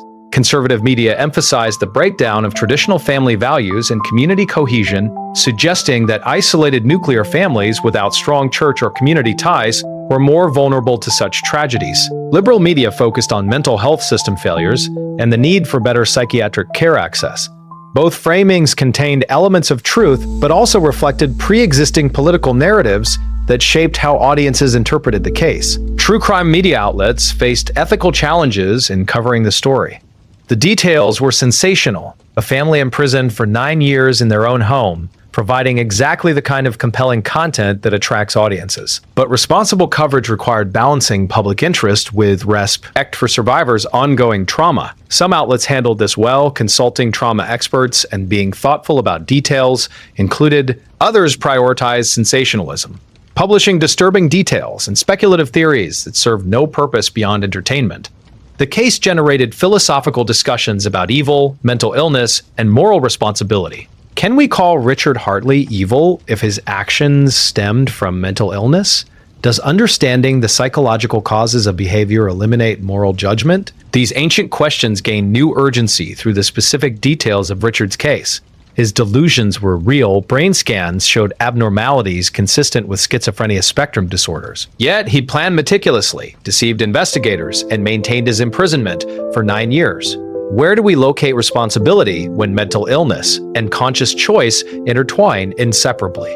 Public reaction split between those who saw Richard as a monster deserving maximum punishment and those who saw him as a mentally ill individual who needed treatment.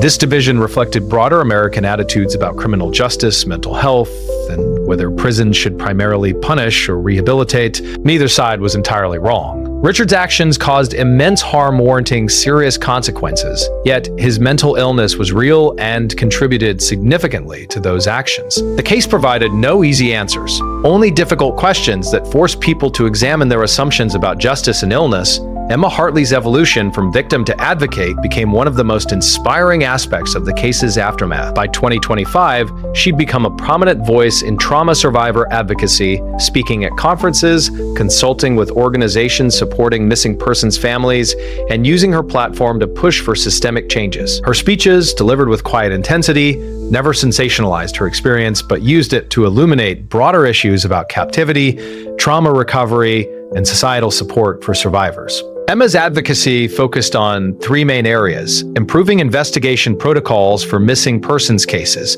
expanding trauma-informed care access, and challenging societal assumptions about recovery timelines. She testified before state legislatures considering missing persons investigation reforms, providing survivor perspective on why certain protocols matter. She worked with therapist training programs to help mental health professionals understand the unique challenges facing long-term captivity survivors. She publicly challenged media narratives that suggested survivors should move on after reasonable time periods, explaining that trauma recovery doesn't follow convenient timelines. Her TED Talk, What Darkness Taught Me About Light, delivered in 2024, garnered over 5 million views. In it, Emma discussed how 9 years of captivity had paradoxically given her appreciation for ordinary freedoms most people take for granted: the ability to walk outside, to choose what to eat, to speak freely, to have privacy. She described how her experience, while devastating, had also revealed human resilience she hadn't known she possessed. The talk was vulnerability and strength in equal measure, moving audiences to tears while inspiring them with Emma's determined optimism. Emma also advocated for better support systems for families of the missing. She worked with the National Center for Missing and Exploited Children to develop resources specifically for families facing long-term disappearances without resolution. She knew intimately the torture of not knowing, the way hope and despair trade places constantly, the difficulty of continuing normal life when someone you love is missing. Her grandparents' suffering during her disappearance had taught her that missing persons cases create a unique category of victims, people traumatized by absence and uncertainty rather than by direct violence. Perhaps most importantly, Emma became a living example of survival and recovery being possible even after unimaginable trauma. Young survivors of various traumas found hope in Emma's story. If she could build a meaningful life after 9 years in captivity, perhaps they too could heal from their experiences. Emma received hundreds of messages from survivors thanking her for her advocacy, telling her that her visibility gave them courage to continue their own recovery journeys. This feedback motivated Emma to continue advocacy work despite its emotional toll, despite having to repeatedly discuss her trauma publicly. Her pain had meaning now. That meaning didn't erase the pain, but it made carrying it more bearable. Post-case analysis revealed multiple systemic failures that allowed the Hartley family's imprisonment to continue undetected for 9 years. Each failure point represented an opportunity for intervention that was missed due to gaps in protocols, lack of resources, or human error. Understanding these failures became crucial for preventing similar cases, though critics noted that perfect prevention was impossible. Determined captors would always find ways to conceal their crimes. The initial missing persons investigation's failure to discover the sealed room represented the most obvious systemic gap. Detective training in 2011 didn't emphasize checking for hidden spaces in residential properties. Investigators had visually inspected the basement but accepted its apparent dimensions without verification. New protocols implemented after the case required investigators to compare room measurements against property blueprints, specifically looking for discrepancies suggesting hidden spaces. The simple procedural change might have discovered the Hartleys within days rather than years. The medical system's failure to adequately address Richard's mental health deterioration represented another critical gap. His primary care physician had prescribed anti-anxiety medication but never referred Richard for psychiatric evaluation despite clear symptoms of paranoid thinking. Healthcare system structure contributed to this failure. Primary care doctors face time constraints and limited mental health training, while referrals to psychiatrists are complicated by insurance requirements and specialist shortages. Richard fell through gaps in a fragmented system where nobody took comprehensive responsibility for his mental health. School's limited oversight of homeschooling situations allowed Emma to disappear from institutional radar without triggering investigation. When Richard and Susan withdrew Emma for alleged homeschooling, the school processed the paperwork but conducted no follow-up verification that Emma was actually receiving education. New regulations implemented post-case required annual home visits for homeschooled children. Controversial among homeschooling advocates, but supported by child welfare organizations as necessary safeguards against using homeschooling as cover for abuse or captivity. The community's passivity represented a softer but still significant failure. Neighbors had noticed the Hartley family's disappearance, accepted Richard's explanation without questioning, and moved on. Nobody followed up when Susan never returned from supposedly caring for sick relatives. Nobody questioned why Emma was never visible during alleged homeschooling years. American culture's emphasis on privacy and non-intervention created an environment where concern wasn't translated into action. Community building initiatives after the case emphasized balancing privacy with engaged neighborliness, knowing your neighbors well enough to notice when something seems wrong. Finally, utility companies' lack of monitoring for anomalous usage patterns at vacant properties represented a technological failure. The data that eventually led to discovery had existed for 9 years but wasn't flagged by monitoring systems. Implementation of better analytical tools and alert protocols turned this failure into prevention mechanism.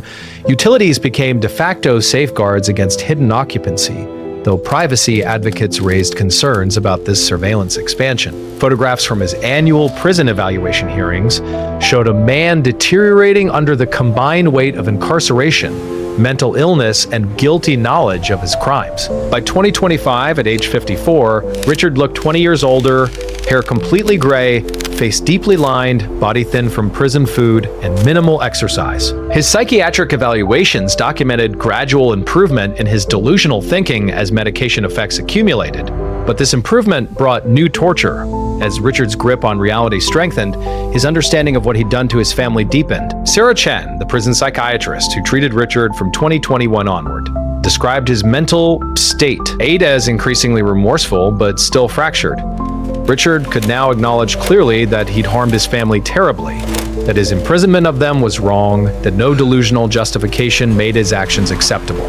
Yet residual delusional thinking occasionally resurfaced, particularly during times of stress, when Richard would briefly revert to believing his protective instincts had been correct, even if his methods were flawed. These episodes decreased in frequency over years, but never fully ceased.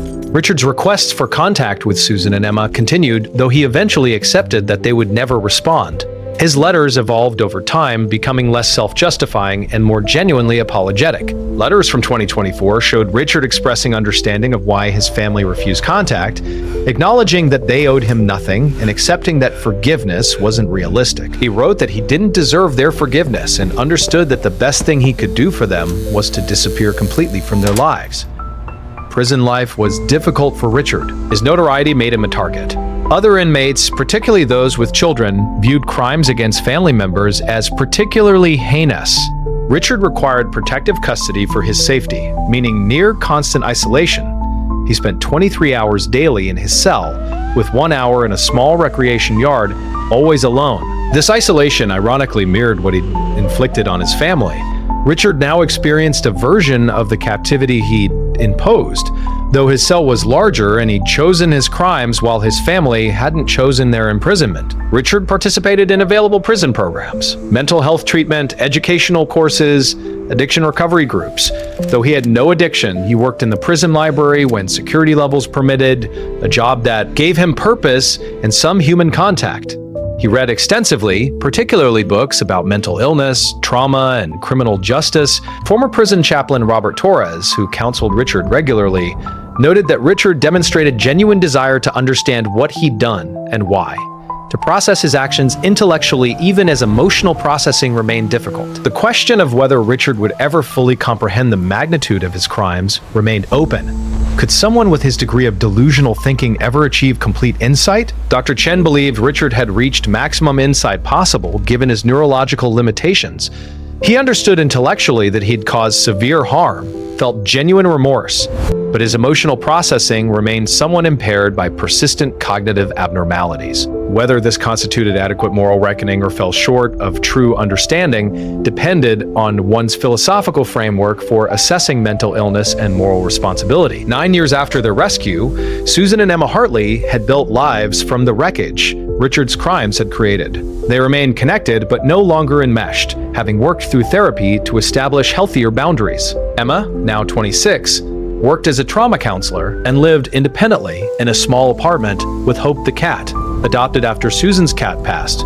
Susan, now 54, had found some stability through her advocacy work and support group facilitation. They spoke frequently, visited regularly, and maintained the deep bond forged in darkness while allowing each other space for individual growth. Emma had recently announced her engagement to Marcus, a fellow trauma counselor she'd met at a professional conference. Marcus knew her history, understood her challenges, and loved her anyway, or perhaps specifically because he understood that her trauma had shaped her into someone with profound empathy and resilience. The engagement represented a milestone Emma had doubted she'd ever reach, evidence that her captivity hadn't completely destroyed her ability to trust and love. Susan was happy for her daughter while privately mourning that she wouldn't experience similar milestones in her own recovery. At 54, with severe PTSD and limited social connections, romantic relationships seemed unlikely. The case faded from national attention as newer tragedies captured media interest. The Hartley name no longer dominated headlines. Emma could walk through a grocery store without being recognized. Susan could attend support group meetings without explaining her famous case to every new participant. This anonymity brought relief. They were finally able to heal privately, without their trauma serving as public entertainment or moral lesson. They'd paid the price of fame and now appreciated obscurity's blessings. Looking back on 9 years of recovery, both women acknowledged progress while remaining realistic about permanent damage.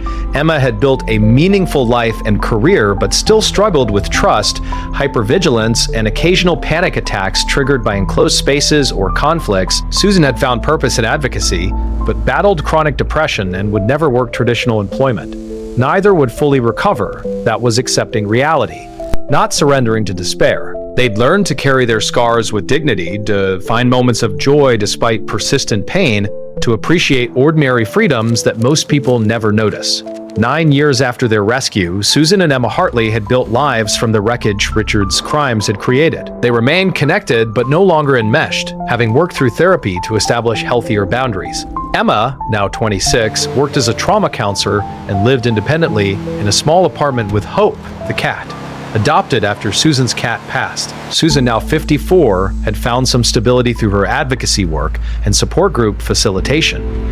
They spoke frequently, visited regularly, and maintained the deep bond forged in darkness while allowing each other space for individual growth. Emma had recently announced her engagement to Marcus, a fellow trauma counselor she'd met at a professional conference. Marcus knew her history, understood her challenges, and loved her anyway, or perhaps specifically because he understood that her trauma had shaped her into someone with profound empathy and resilience. The engagement represented a milestone Emma had doubted she'd ever reach, evidence that her captivity hadn't completely destroyed her ability to trust and love. Susan was happy for her daughter while privately mourning that she wouldn't experience similar milestones in her own recovery.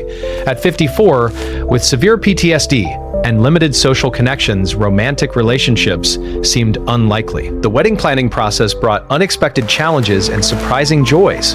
Emma struggled with decisions that most brides took for granted. Should she invite extended family who'd become strangers during her captivity? How could she plan a ceremony when crowds triggered panic attacks? What songs should play when most music reminded her of the silence she'd endured for 9 years? Marcus proved patient through every difficulty, helping Emma realize that their wedding could be whatever they wanted. Small, intimate, designed around her comfort rather than tradition. They settled on a small outdoor ceremony with 30 guests, held in a botanical garden where open sky and growing things reminded Emma of life's resilience.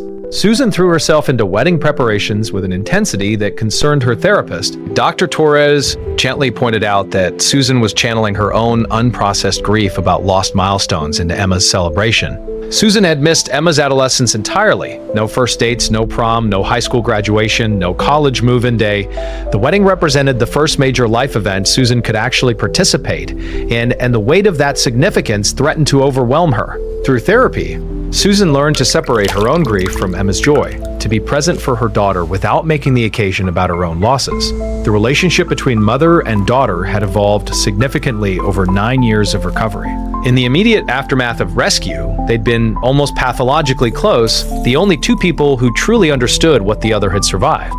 This closeness was necessary initially, but became suffocating as both tried to establish independent identities.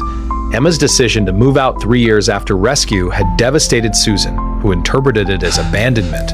Months of family therapy helped both women understand that Emma's independence was healthy, not rejection, and that Susan's intense need for proximity stemmed from trauma-bonded attachment patterns developed during captivity.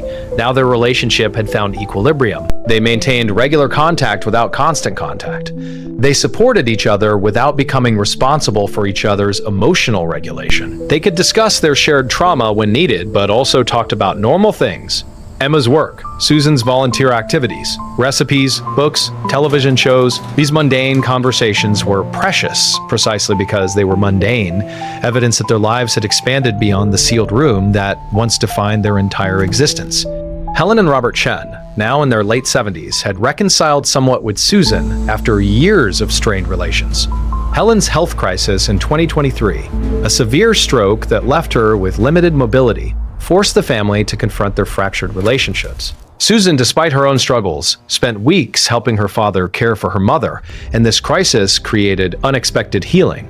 They couldn't repair all the damage, couldn't fully bridge the comprehension gap between those who'd been imprisoned and those who'd been imprisoned and those who'd waited unknowing, but they found a fragile peace. Helen, now aware that her remaining time was limited, expressed regrets about her impatience with Susan's recovery. Robert apologized for his anger, acknowledging that he'd projected his own helplessness onto Susan's suffering. Emma's relationship with her grandparents remained more complicated.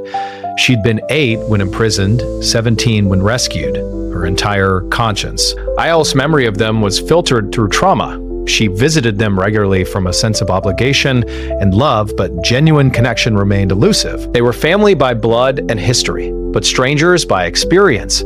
Emma's clearest memories of them were from before age 8, a time that felt dreamlike and distant. The grandparents who existed in her memory were younger, more vibrant people than the elderly couple, she now visited.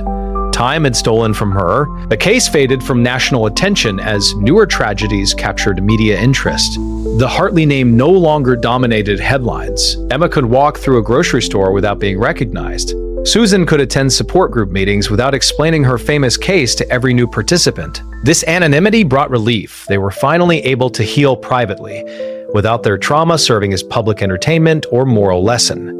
They'd paid the price of fame and now appreciated obscurity's blessings. Yet the case's impact on systems and policies continued rippling outward. The investigative protocols implemented after the Hartley discovery had led to the rescue of 7 other families held in similar captivity situations across the United States. The mental health intervention frameworks developed partially in response to Richard's case had helped identify and treat hundreds of individuals showing early warning signs of delusional disorders. The homeschooling oversight regulations enacted in 12 states had uncovered numerous cases of child abuse previously hidden under the guise of home education. Emma found bitter satisfaction in these numbers. Her suffering had meaning beyond her own survival. 7 families had been spared prolonged captivity. Hundreds of children were safer. The systemic changes couldn't justify what she'd endured, but they may have, debarring it slightly more tolerable. Emma's career as a trauma counselor flourished despite the personal toll it sometimes took. She specialized in working with captivity survivors and their families, bringing lived experience that no degree could provide.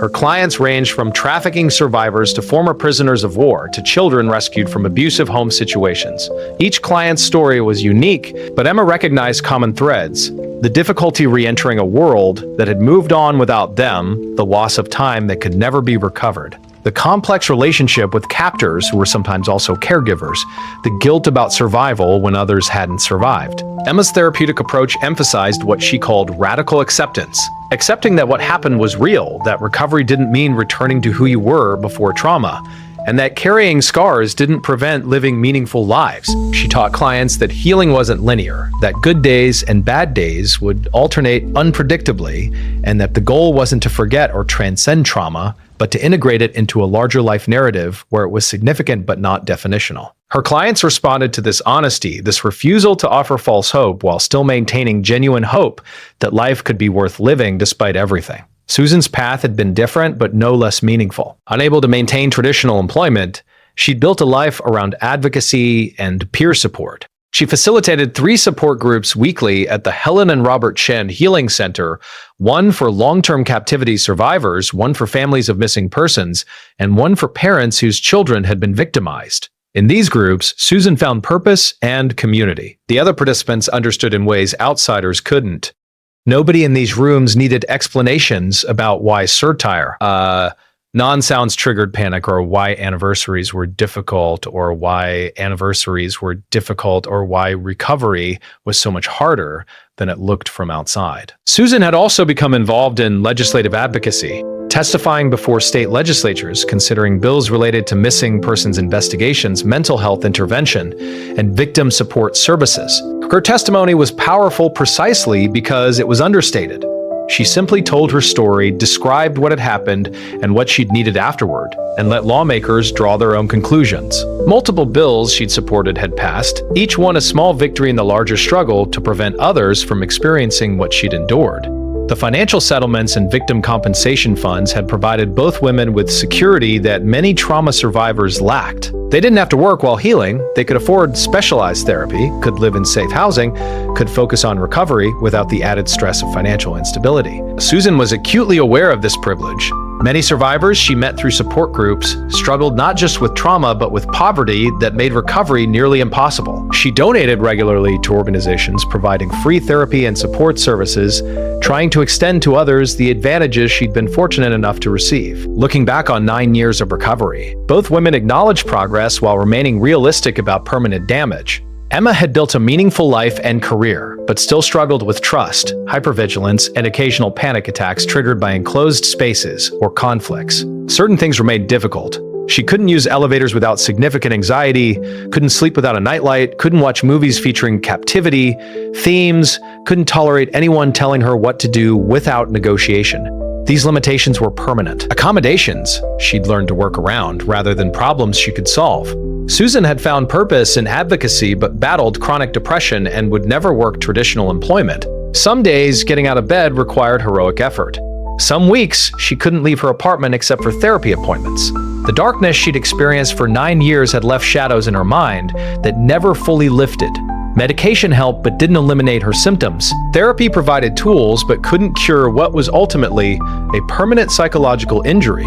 Susan had learned to measure success not by how she compared to healthy people, but by how she functioned compared to her worst days. By this metric, she was doing remarkably well. Neither would fully recover. That was accepting reality, not surrendering to despair. They'd learned to carry their scars with dignity, to find moments of joy despite persistent pain, to appreciate ordinary freedoms that most people never notice. Emma's simple pleasure in choosing what to eat for dinner, Susan's gratitude for being able to walk outside whenever she wanted, the shared appreciation for windows and sunlight and open doors, these were the small victories that accumulated into lives worth living. The relationship with Richard remained complicated and mostly unresolved.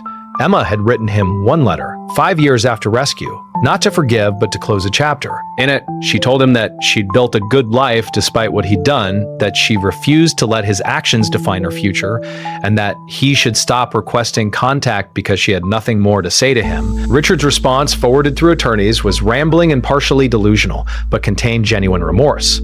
Emma read it once and filed it away, needing to see his words but not needing to respond. That was enough closure for her. Susan H. had never written Richard and never would. She'd said everything she needed to say during her victim impact statement at sentencing. What more was there? He'd stolen 9 years of her life, damaged her daughter irreparably, destroyed any future she might have had. No apology could address that magnitude of harm. No expression of remorse could give back what he'd taken. Susan's anger at Richard had faded over the years. Not forgiveness, but exhaustion with the energy anger required. He'd taken enough from her. She refused to give him her emotional energy too. The final question both women grappled with was meaning. Did their suffering mean anything? Had 9 years of darkness served any purpose? Religious frameworks offered answers, trial by fire strengthening faith, suffering teaching compassion. But both Susan and Emma struggled with faith after what they'd endured. If God existed and was good, why had this happened? If suffering served divine purpose, what kind of God required such purposes? Susan had been raised Catholic, had taught Emma prayers, had believed in divine providence. 9 years in that sealed room had shattered those beliefs. What kind of God allowed this? What possible plan justified imprisoning a child for her entire adolescence? Emma's relationship with faith was less troubled because it had never been strong. She'd been 8 when imprisoned, her religious understanding childlike and simple. Years of darkness had taught her that prayer didn't open sealed doors, that faith didn't provide food or freedom, that belief was irrelevant to survival. She'd emerged agnostic, not actively rejecting God but finding the question irrelevant to her life.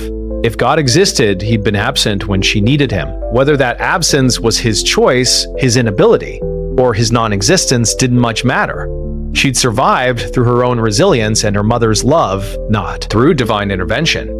What they'd found instead of religious meaning was personal meaning through service, using their experiences to help others, advocating for systemic changes, providing hope to other survivors. This meaning wasn't sufficient to justify their suffering. Nothing could do that, but it made survival feel less pointless. They'd emerged from darkness, not unchanged or whole, but determined to ensure that light reached others still trapped in their own forms of captivity. Emma often thought about the 7 families rescued because of protocol changes implemented after her case. She would never meet most of them. They had their own privacy to protect, their own recovery journeys to navigate. But knowing they existed, knowing that her nightmare had prevented theirs from lasting as long, gave her suffering retrospective purpose it hadn't had while she was living through it. She hadn't chosen her captivity, hadn't volunteered for that trauma, but she could choose what to do with it afterward. She chose to use it to help others. That choice was her victory. Susan's relationship with meaning was more fraught. Unlike Emma, she'd been a fully formed adult. When imprisoned, with dreams and plans that were permanently destroyed, she'd wanted to continue teaching, maybe become a principal someday. Watch Emma grow up through normal adolescence, grow old with a partner, travel, experience life. All of that was gone. The life she'd built afterward was meaningful, but it wasn't the life she'd wanted or planned. The support groups she facilitated were important, but they weren't the classroom she'd loved. The advocacy work mattered, but it came from a place of loss rather than aspiration. Yet Susan had learned something profound through her suffering. Resilience wasn't the same as recovery. She would never recover, never returned to who she'd been before that sealed door closed. But she'd proven resilient, able to survive, to adapt, to continue despite everything. She'd kept Emma alive physically and psychologically through 9 impossible years. She'd emerged and slowly, painfully rebuilt some version of a life. She'd helped other survivors navigate their own darkness.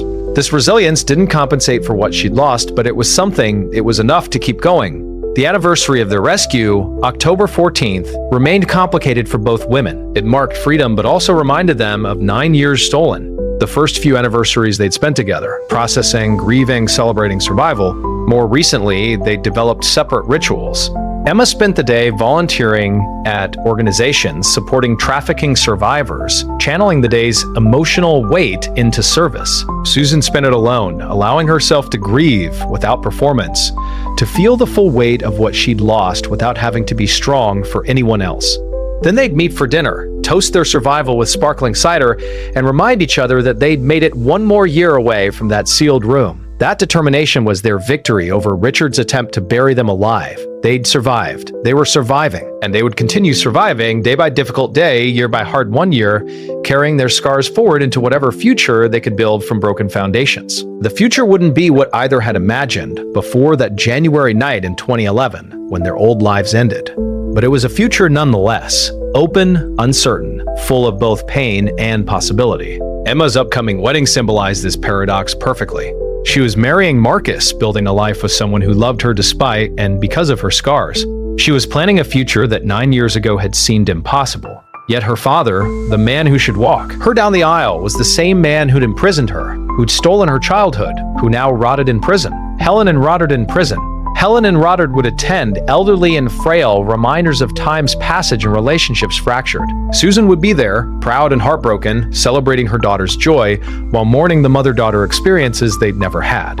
The wedding would be beautiful and sad, hopeful and haunted, like everything in their lives after captivity. But they would celebrate anyway. That was the core of their survival. The refusal to let Richard's evil prevent whatever joy they could claim. He'd taken 9 years, he wouldn't take the rest. Emma would marry Marcus. Susan would continue helping other survivors. They would live their imperfect, damaged, meaningful lives. They would wake up each morning and choose, again, to continue. 9 years of darkness hadn't destroyed them. It had broken them, scarred them, changed them fundamentally. But destroyed? No. They were still here, still fighting, still hoping, still loving, still building lives worth living despite everything. That persistence, that stubborn insistence on survival and meaning and joy, despite unthinkable trauma, that was their final victory. Richard had tried to bury them alive in that sealed room. Instead, they'd clawed their way back to light and refused to return to darkness. They'd survived. And they would continue surviving, carrying their scars with dignity, finding meaning in service, and proving every day that even the most horrific captivity couldn't completely extinguish the human spirit's capacity for resilience, hope, and life.